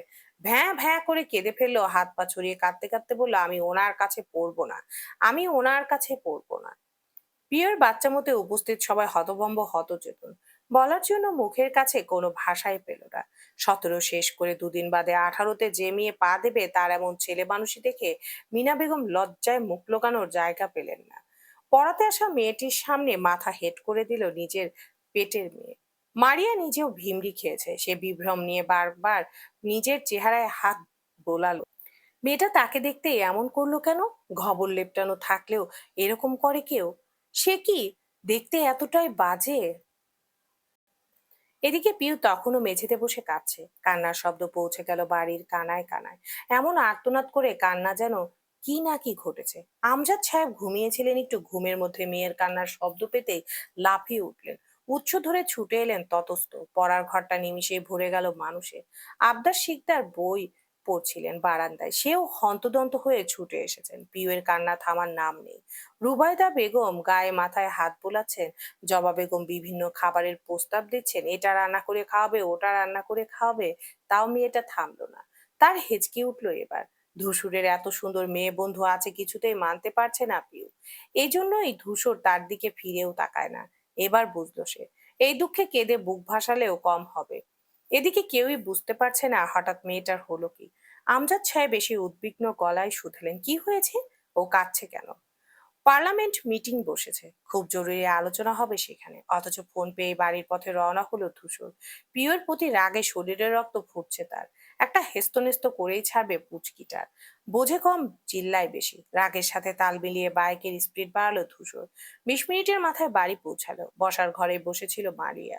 মেয়েটা যে কি পরিমাণ অস্বস্তিতে পড়েছে মিনা বেগম ঢের বুঝলেন। তাই তো ঘর থেকে সুমনা বেগমের সাথে পাঠিয়ে দিলেন এখানে। বাটি ভরে খেতে দিলেন দুধে ভেজানো পিঠা। ধূসর লম্বা কদমে বাড়িতে ঢুকলো। সুমনা বেগমকে শুধালো, পিউ কোথায় ছোট মা? উপর থেকে ধূসরকে দেখে দৌড়ে বিয়ের কাছে গেল পুষ্প। তাকে বুঝিয়ে সুঝিয়ে চেয়ার টেবিলে বসাতে পেরেছে রুবাইদা বেগম। কিন্তু নাকে কান্না কমেনি। পুষ্প বাইরে দাঁড়িয়ে ঘোষণা দিল, ধূসর ভাই এসেছেন, এবার মজা বুঝাবেন তোকে। ব্যাস, পিওর হেঁচকি বন্ধ। কান্নাকাটি শেষ। চোখ দুটো মার্বেলের মতন করে তাকালো বোনের দিকে। পরপর রুবাইদা বেগমের পানে। রুবাইদা বেগম বলতে নিলেন, কিছু হবে না আমি। কে শুনে পুরো কথা? পিউ তড়াক করে উঠে দাঁড়ালো, এক ছুটে গিয়ে পুষ্পের মুখের উপর দরজাটা ধরাম করে লাগিয়ে দিল। এই মুহূর্তে দরজা আটকানোর মানে জীবন বাঁচানো। আমরা শিকদারের মেজাজ তুঙ্গে। কমে কমে ফুঁসছে পুরো নাকের পাটা। দাঁত কিরবিরিয়ে দোল খাচ্ছেন কেদারায়। তন্মধ্যে ঘরে ঢুকলেন মিনা বেগম। শর্তপণে দৌড় চাপিয়ে নরম পায়ে এগিয়ে এলেন। স্বামীর রাগত মুখ চোখ দেখে অতিষ্ঠ ভঙ্গিতে দুদিকে মাথা দোলালেন। সুস্থ ধীরে ডাকলেন, শুনছেন? আমজাদ শিকদার তাকালেন না।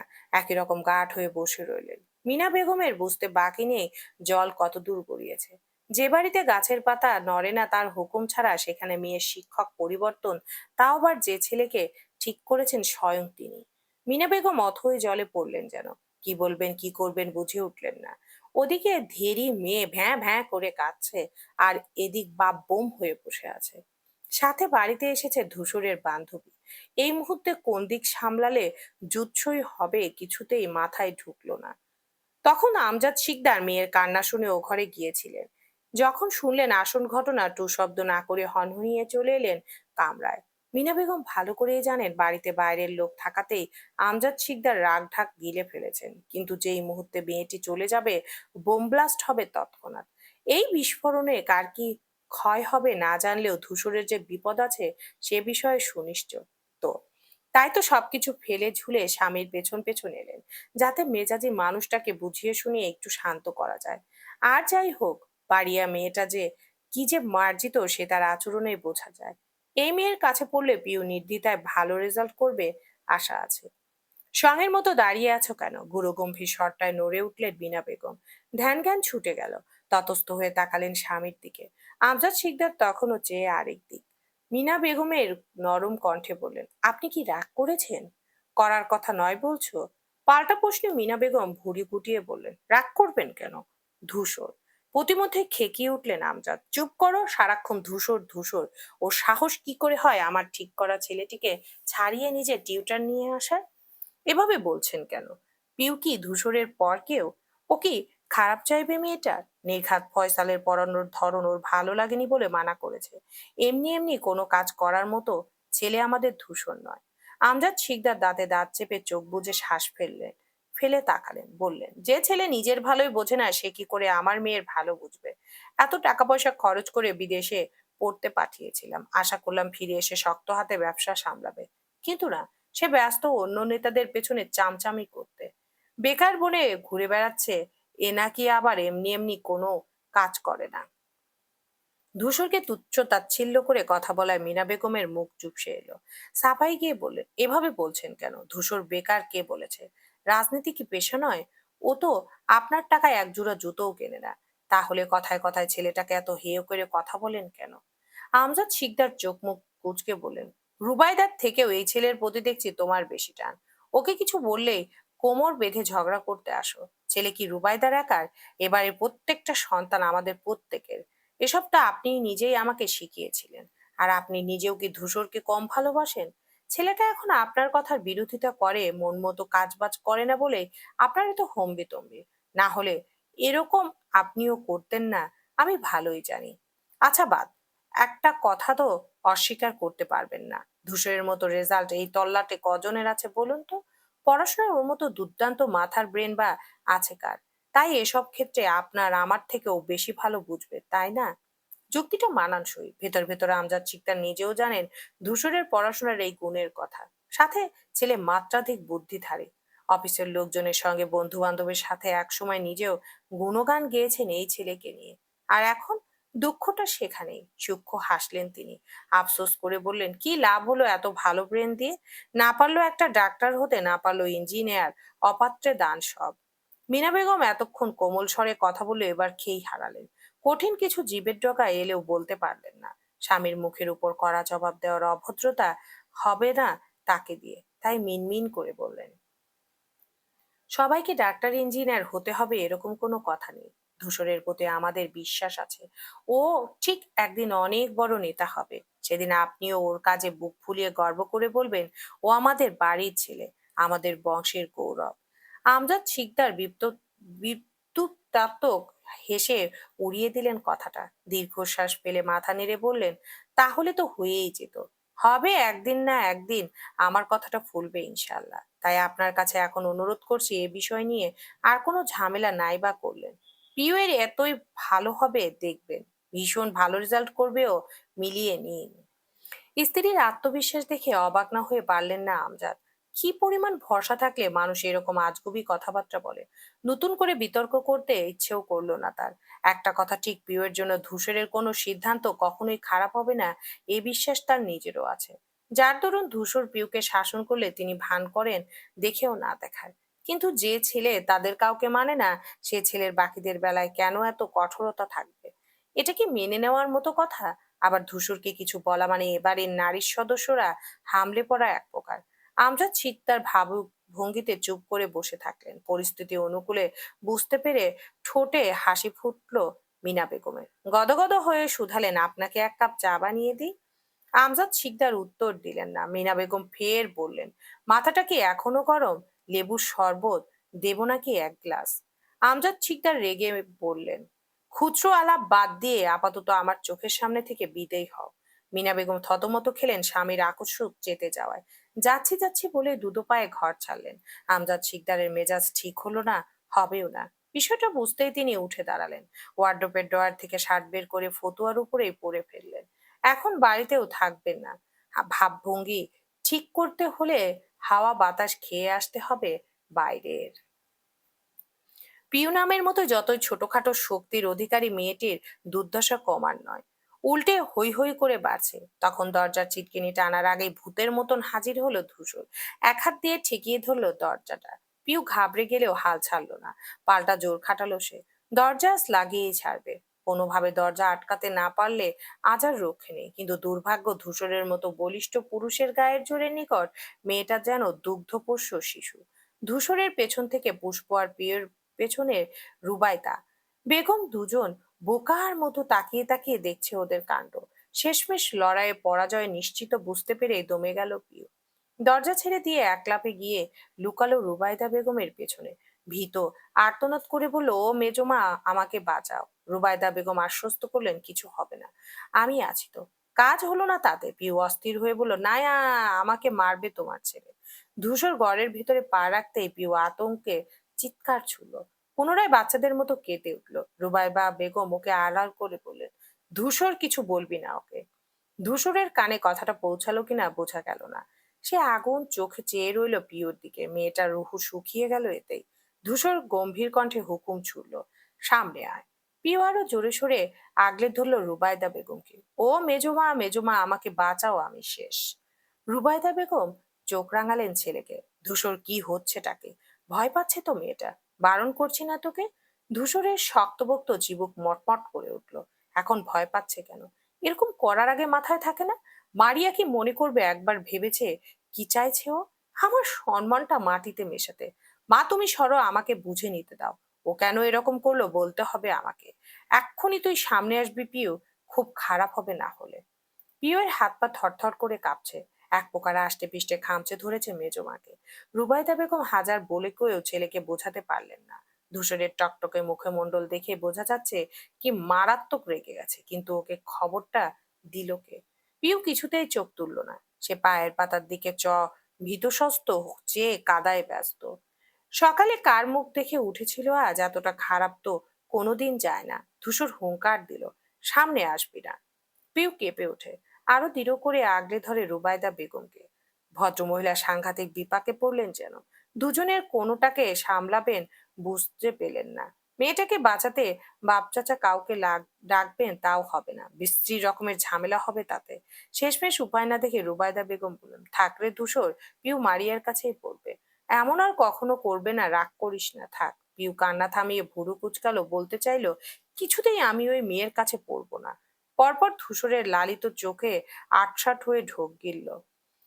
ধূসর পুরো কণ্ঠে বলল, কথাটা ওর মুখ থেকে বলতে বলো। রুবাইদা বেগম পিওর দিকে ঘাড় কাত করে তাকালেন।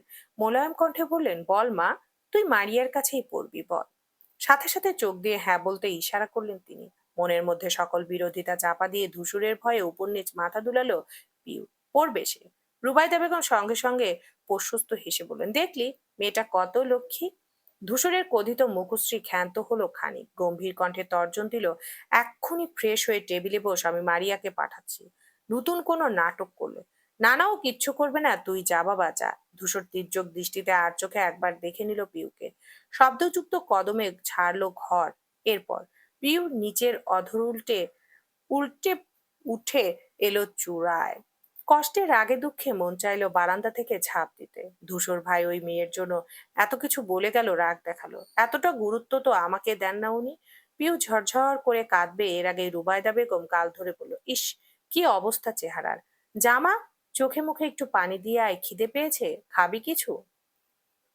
পিউ দুপাশে মাথা নাড়লো, নাক টেনে বেসিনের দিকে হাঁটা ধরলো। পুষ্প খাম্বার মতো সোজা হয়ে দাঁড়িয়ে এতক্ষণ নীরব দর্শক বনে দেখেছে সব। পিউ পাশ কাটিয়ে যাওয়ার সময় দুঃখী কণ্ঠে বলল, কেন যে শুধু শুধু কান্নাকাটি করতে গেলি? ধূসর ভাইয়া আসতেই তো হাওয়া বেরিয়ে গেল সব। পিউ ছ্যাপ করে উঠে বলল, তুই যে আজকাল কোথায় কোথায় উঁকি মারছিস, আব্বুকে বলবো? তৎক্ষণাৎ মেয়েটার চিমসে যায়।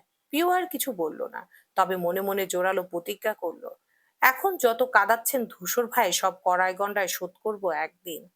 পিউ ঠিকঠাক হয়ে টেবিলে বসার পরে মারিয়া পড়াতে এলো। মিনা বেগমের ঠোঁটে সেই ক্ষণে বিজয়ের চাপা হাসি ফুটলো। গর্বিত হলে তার ঘাড়তেরা মেয়েকে ঠিক করতে ধূসরের জুড়ি নেই। কিন্তু কথা হলো, ওকে ডাকলো কে? প্রত্যেকের এই এক প্রশ্ন, অথচ জবাব পাওয়া গেল না। পিয়ের কান্না বন্ধ হলেও হেঁচকি চলছে, নাক টানছে। মারিয়া সহজ স্বাভাবিকভাবে পড়াতে শুরু করলো। হাব ভাব দেখে বোঝার উপায় নেই বাড়িতে ঢোকার পর কি লঙ্কা কাণ্ড ঘটেছে। মারিয়া জিজ্ঞেস করলো, আজ তো প্রথম দিন, কি পড়বে পিউ? পিউ থমথমে কণ্ঠে জবাব দিল, আপনার যা মন চায় পড়ান, না তোমার একটা।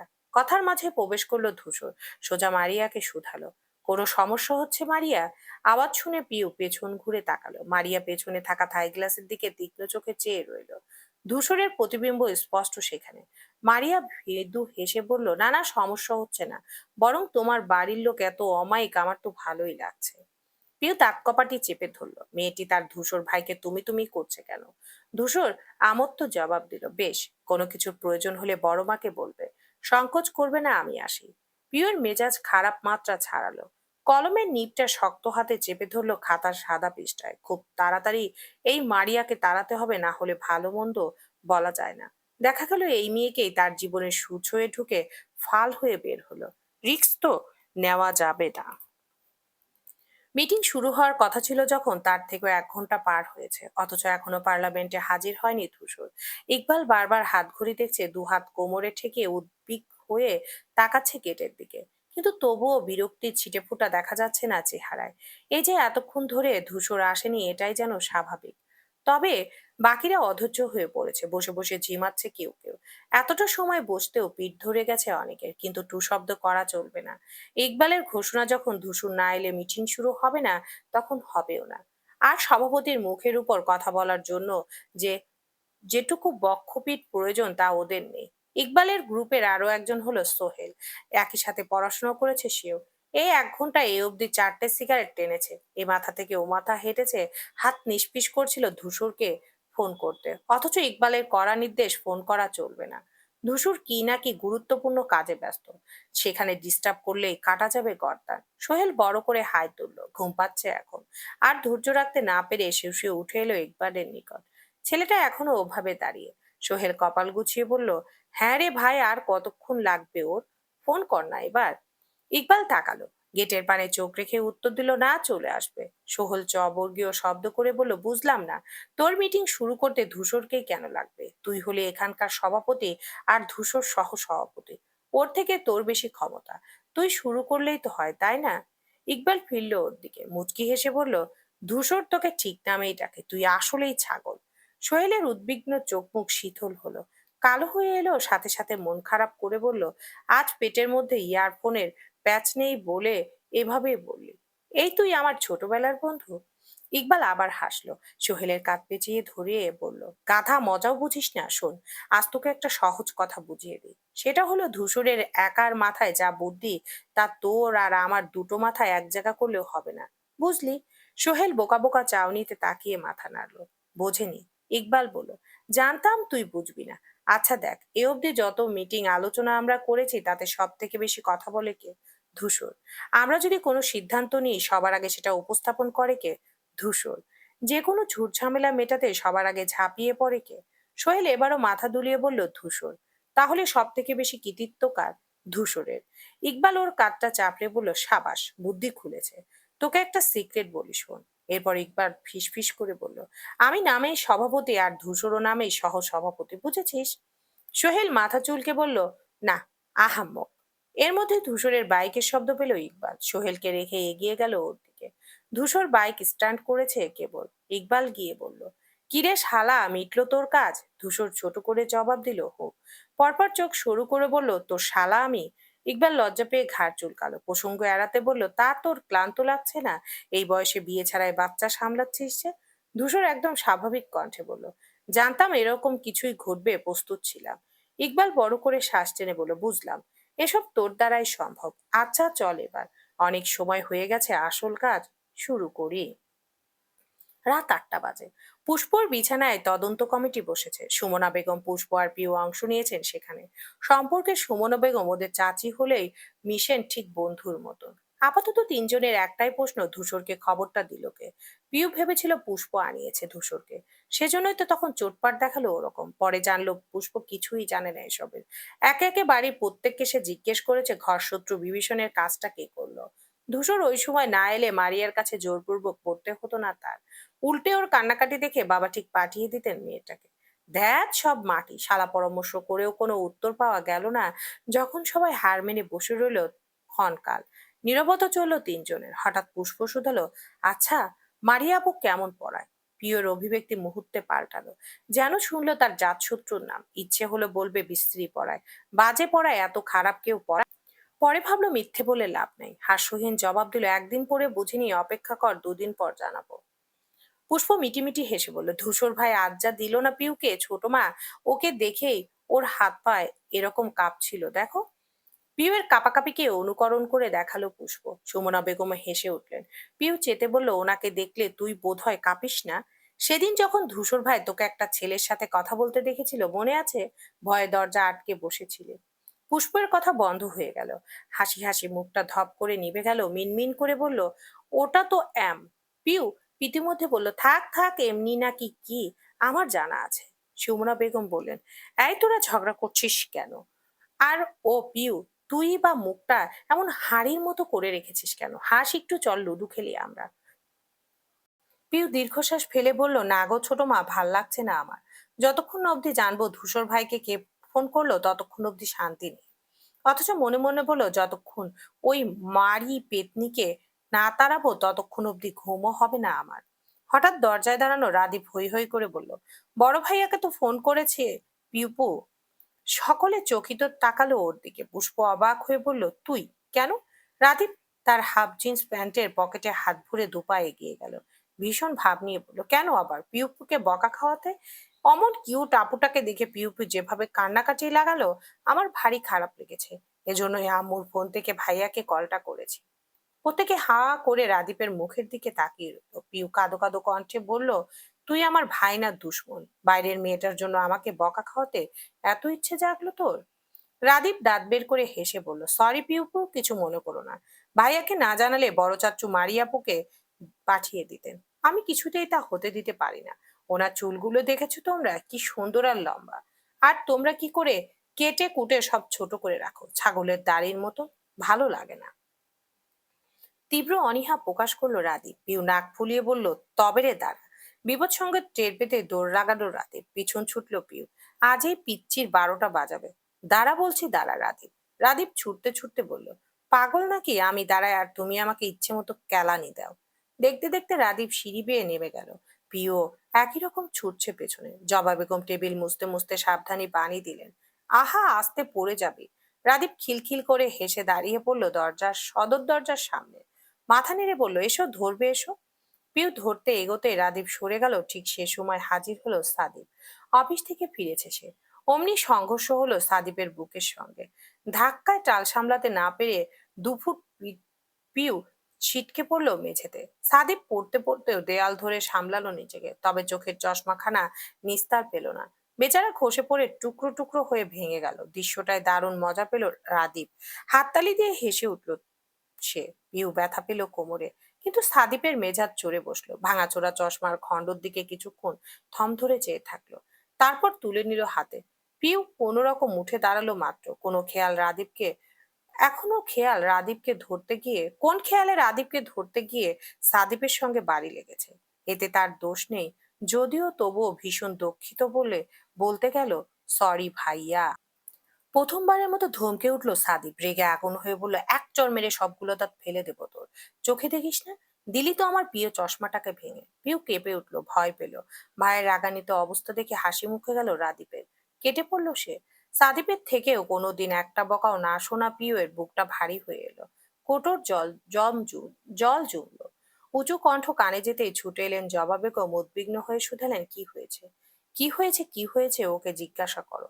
পিউ, তোর বয়স কত রে? সারাদিন ছুটাছুটি করিস, পড়তে বসতে পারিস না?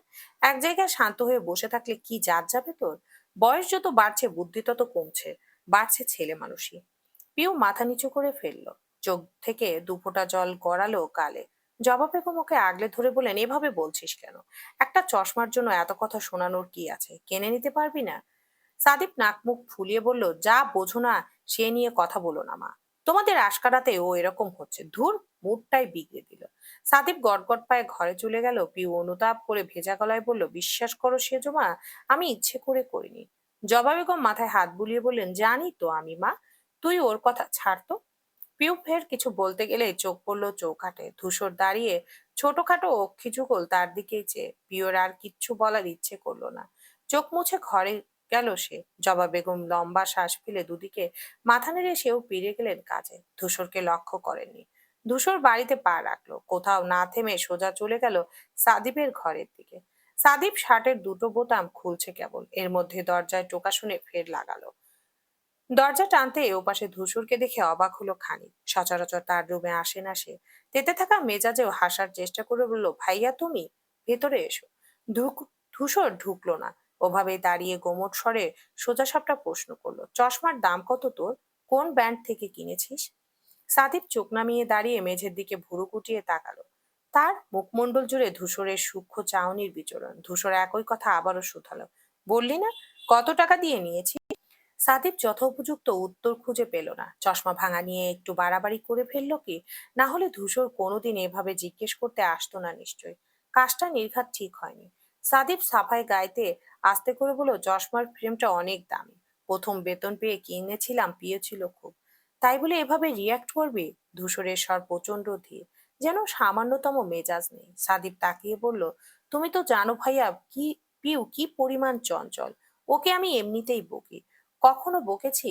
আজ নিশ্চয়ই আমার খারাপ লেগেছে তাই জন্য। ধূসর সামান্য হেসে বলল, তুই পিউকে বকিস না, কারণ তোর বকার মতো কোনো কাজই করেনি ও। অন্তত আমি দেখিনি পিউ যেভাবে আমার জিনিসপত্র এলোমেলো করে ঠিক সেভাবে তোরটা কখনো স্পর্শ করেছে। তুই না ডাকা অবধি ঘরে আসেও না পর্যন্ত। আজ সেভাবেই ভাবে প্রথমবারের মতো তুই ওকে বকেছিস। আমার জানা মতে ঠিক যেইভাবে প্রথমবার ও তোর কোনো একটা জিনিস ভাঙলো। সাদিপ অবাক না হয়ে পারল না। যে মানুষ বাড়িতেই থাকে না ঠিকঠাক, এত খবর তার নখদর্পণে কি করে? একটু চুপ থেকে বলল, আমার রাগ হয়েছিল বলে ওভাবে বকেছি। তুমিও তো ওকে বকো ভাইয়া। তার বেলা দেশে ফেরার পর কদিন সুন্দর ব্যবহার করেছো। তারপর যখন আস্তে আস্তে তুমি দেখলে পিউয়ের এক একটা কাণ্ড, সেই থেকে তো আজ অব্দি আমিও কখনো দেখিনি তুমি ওর সাথে ভালো করে একটা কথা বলেছো। ধূসর শান্ত তপ্ত স্বরে বলল, আমার আর তোর ব্যাপার এক নয় সাদিপ। সেটা তুইও না জানলেও আমি জানি। তোর চশমা ভেঙেছে, কয়টা চশমা প্রয়োজন তোর আমি দেব। এটুকু দেওয়ার সামর্থ্য আমার আছে, কিন্তু পরের বার আমি যেন না দেখি তুই পিওর সাথে উঁচু গলায় কথা বলছিস। শীতর হুমকিতে সাদিপের কপাল গুছিয়ে এলো। আকাশ থেকে পড়লো সে। ধূসরের এত দরদি হয়ে ওঠার কারণ বুঝলো না। ধূসর লম্বা পায়ে হাঁটা ধরেছে। সাদিপের মেজাজ খারাপ হলো। যেখানে সে একটা মাল্টিন্যাশনাল কোম্পানিতে কাজ করে, সেখানে ধূসর তাকে টাকার গরম দেখাচ্ছে। কত টাকা আছে ওর? রাগ চেপে রাখতে না পেরে বলে ফেললো, বেকার মানুষের টাকার বড়ই বিষদাঁত ছাড়া সাপের ন্যায়। বেকার মানুষের টাকার বড়াই বিষদাঁত ছাড়া সাপের ন্যায়। সাদিপ ধারাম করে দরজা আটকালো। কথাটা চাপা স্বরে বললেও কানে পৌঁছালো ধূসরের। শুনতে পেয়ে কদম স্থিত হলো খানিক। কটমটে চিবুকে সে চোখ বুজে শ্বাস টেনে ঢোক গেলে। তবে দাঁড়ালো না সেই ক্ষণে। একটা সিদ্ধান্ত নিয়ে ফেললো ধূসর। এতদিন ধরে যা তাকে বলে কয়েও করানো যায়নি, আজ এক মুহূর্তে ঠিক করলো তাই করার। এরপর চশমার গোডাউন ছুঁড়ে মারবে সাদিপের মুখের উপর। আফতাব শিকদার বরাবরই নরম লোক। অফিসে যাবেন, ফিরবেন, খাবেন, বই পড়বেন, মাঝে মাঝে টেলিভিশনে খবর দেখবেন, পত্রিকা পড়বেন, এসব রুটিন। কথা কম বলেন, ঝামেলায় কম জড়ান। এই জন্য তিনি চার ভাইয়ের মধ্যে বাবা মায়ের প্রিয় ছিলেন, সব ছিলেন, সাথে ভাইদেরও। এমনকি ভাতিজা ভাতিজিরাও ভীষণ পছন্দ করেন ওনাকে। অথচ মানুষটার একটাই আক্ষেপ, নিজের ছেলেটাই বিগড়ে যাচ্ছে, তাকে একটুও মানে না। কানের কাছে মালা জপেও নিতে পারে না ব্যবসায়। ভাবতেই ভারী নিঃশ্বাস বেরিয়ে আসে বুক ফুলে।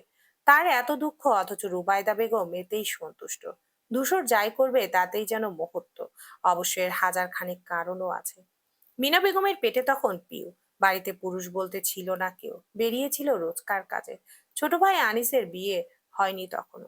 জবা বেগম ছিলেন বাপের বাড়ি, আর রুবাইদা বেগম গিয়েছিলেন পুষ্পকে স্কুলে আনতে। বাড়িতে মিনা বেগম একাই ছিলেন, সাথে অনেক দিনের পুরনো বোয়া তাদের। পুষ্পর স্কুল কাছাকাছি হয়, রুবাইদা ভাবলেন যাবেন আর আসবেন। তাছাড়া ডেলিভারির ডেট ছিল 5 দিন পর। চিন্তার কিছুই নেই বলে ওইটুকু সময় একা রেখে গেলেন মিনা বেগমকে। অথচ বিপত্তিটা যেন তখন বাঁধলো। তলপেটে ব্যথায় ঘুম ছুটে গেল মিনা বেগমের। নামতে গিয়ে অসর্গতায় পা পিছলে পড়লেন। লুটিয়ে পড়লেন মার্বেল মেঝেতে। বোয়াও চলে গেছে কিছুক্ষণ হলো। ফাঁকা বাড়িতে গোঙানোর শব্দ দেয়ালে দেয়ালে মিলিয়ে গেল। সেই সময় সবে স্কুল থেকে ফিরেছে ধূসর। বয়স তখন 10-এর কোঠায়। কক্ষে ফিরতে গিয়ে কর্ণকুহুর হলো বড় মায়ের চাপা আর্তনাদ। পিঠব্যাগ মাঝপথে ফেলে রেখে ছুটল সে। ব্যথায় অবস্থায় খারাপ মিনা বেগমের। ধূসর দিশেহারা হয়ে পড়ল। অতটুকু মানুষ কি করবে, কোথায় ধরবে, মাথায় ঢুকলো না। বাড়ির কাউকে ফোন করে সময় নষ্ট করা যাবে না, তাই বুদ্ধি করে সবার আগে ফোন লাগালো পরিচিত ডক্টরের নিকট। 10 মিনিটের মাথায় অ্যাম্বুলেন্স এলো। পুরোটা সময় ধূসর মিনা বেগমের মাথা কোলে নিয়ে বসেছিল। ছোট ছোট হাত বিশ্রামহীন বুলিয়েছে ওনার চুলে। মিনা বেগম সব বুঝলেও কথা বলার শক্তি নেই, নেতিয়ে পড়েছেন। হাসপাতালে নেওয়া হলো ওনাকে। ধূসর সঙ্গে সঙ্গে ছুটলো। মানুষ অতটুকু হলেও বুদ্ধিমান, চটপটে কম ছিল না। এ মাথা থেকে ও মাথা দৌড়াচ্ছে সেই। সাথে যদিও পারিবারিক ডাক্তার হুমায়ুন ছিলেন। এরপর ধূসর পরিবারের বাকিদের খবর দেয়। ধীরে ধীরে তারাও কাজবাজ ফেলে ভিড় করলো হাসপাতালে। আবদাব শিকদার প্রথম দিকে রাগারাগি করলেন ছেলের উপর। কেন আরো আগে জানালেন না তাদের? নিজে পাকামো করলো, নিল এত বড় ঝুঁকি। অথচ আমদাদ শিকদার প্রাণ ভরে দোয়া করলেন, ছেলেটা না থাকলে কি হতো আজ। ধূসরের কোনো দিকে মন নেই। সে মনোযোগ দিয়ে প্রার্থনায় ব্যস্ত। বড় মার চিৎকার ছটপটানি নিজে চোখে দেখেছে সে। কষ্টে বুক চিরে যাচ্ছে তার। সে তো মায়ের মতোই আদর করেন ওকে। এর পরপরই ওটির ভেতর থেকে বাচ্চার কান্নার আওয়াজ আসে। ডাক্তার হুমায়ুন জানালেন মেয়ে হয়েছে। আমজাদ শিকদার মনে মনে মনক্ষুণ্ণ হয়েছিলেন যদিও। আশা করেছিলেন ছেলের, কিন্তু বুঝতে দেননি কাউকে। হেসে আড়াল করেছিলেন। তবে সব থেকে যে মানুষটা বেশি খুশি হয়েছে সে ছিল ধূসর।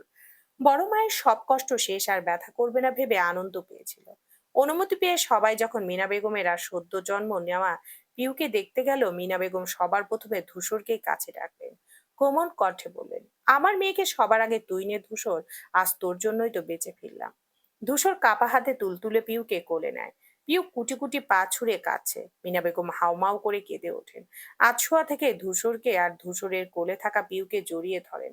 পরিবারের সবার বড় ছেলে হওয়ায় চোখের মনি ধূসর। ওই ঘটনার মাত্রাটা যেন বৃদ্ধি পেয়েছিল আরো। কিন্তু সে ছেলেই এত ভালোবাসার মূল্য দিল না। আফতাব শিকদারের ভাবনা কেটে গেল কারো জুতোর শব্দে। আর চোখে একবার বিছানায় শুয়ে থাকা রুবাইদার বেগমের দিকে চোখ বুলালেন। সারাদিন কাজবাজ ছেড়ে কিছুক্ষণ হয়েছে শুয়েছেন। দেখতে দেখতে আওয়াজটা দরজায় এসে থামলো। ওপাশ থেকে অনুমতি চাইলেন, আসবো? গলার স্বর পেতে উৎসুক যেন 3 গুণ ভর করে আফতাবের। হঠাৎ এই মানুষটা তার ঘরে কেন?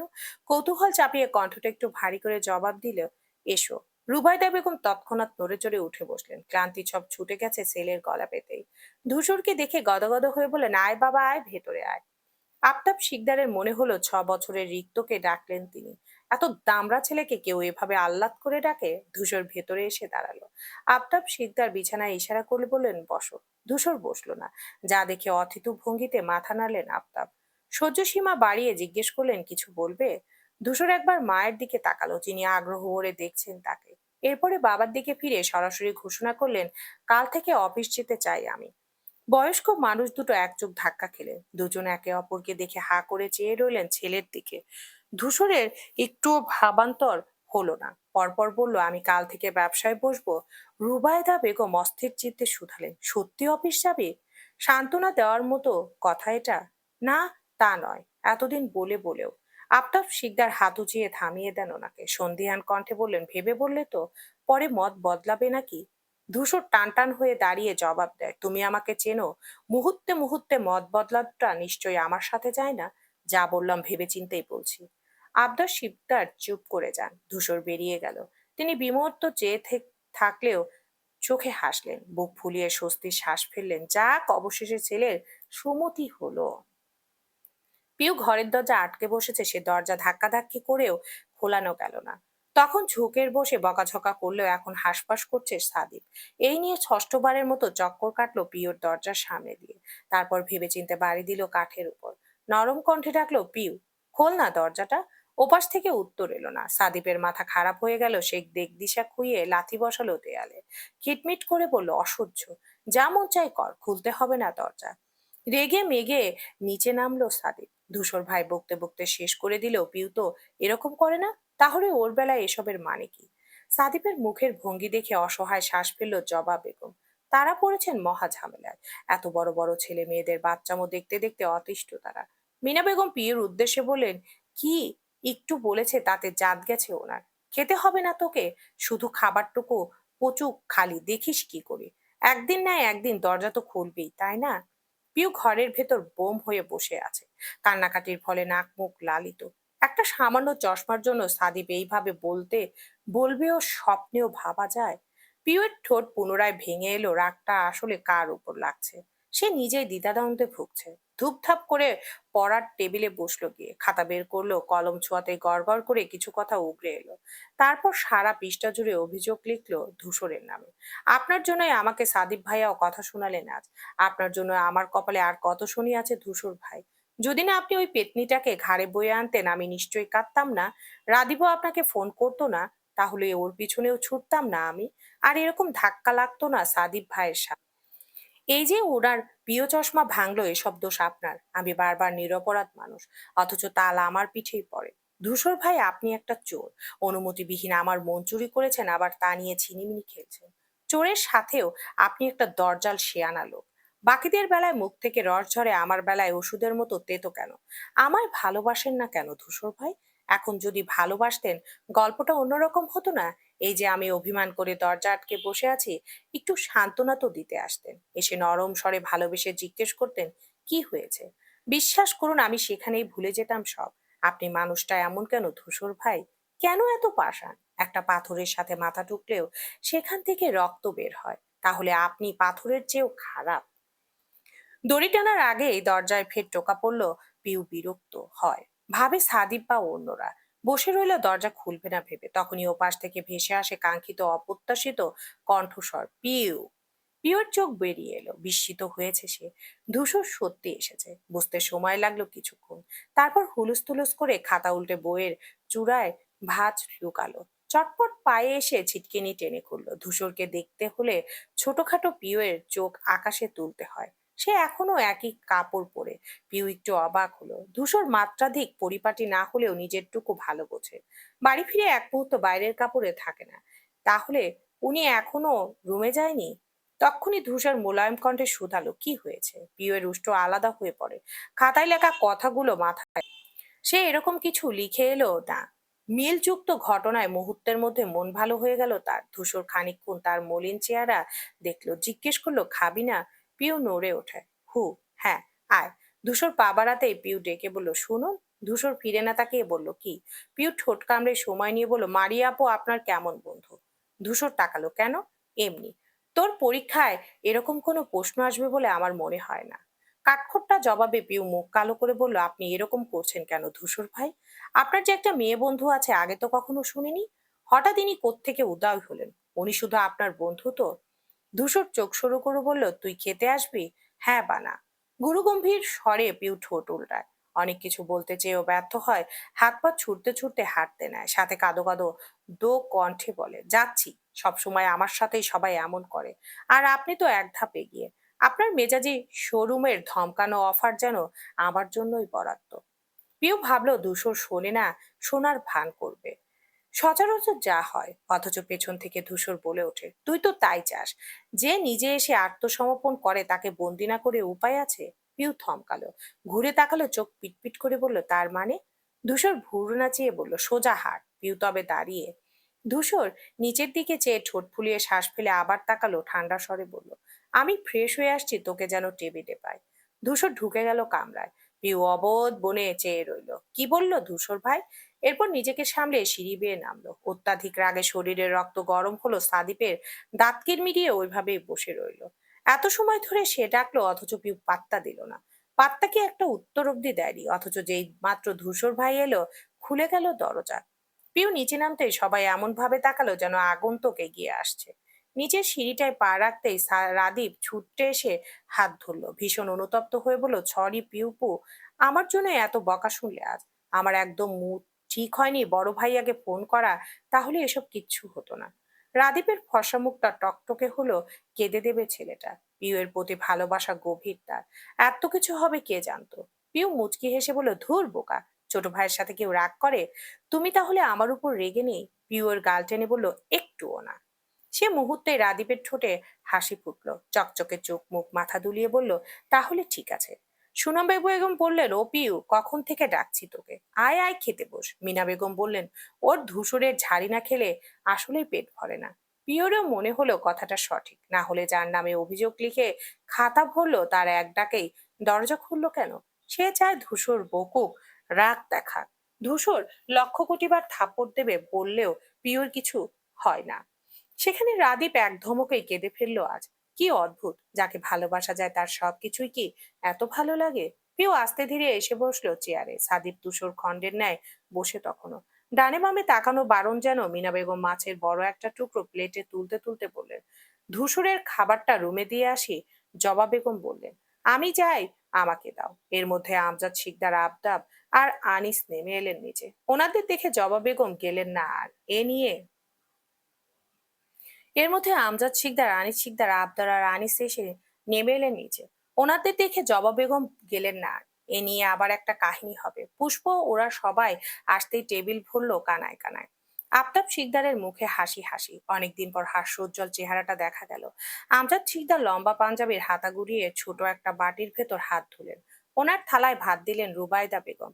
আমজাদ ভাত মাখাতে মাখাতে হঠাৎ জিজ্ঞেস করলেন, ধূসর খাবে না? চলবে, ইনশাআল্লাহ।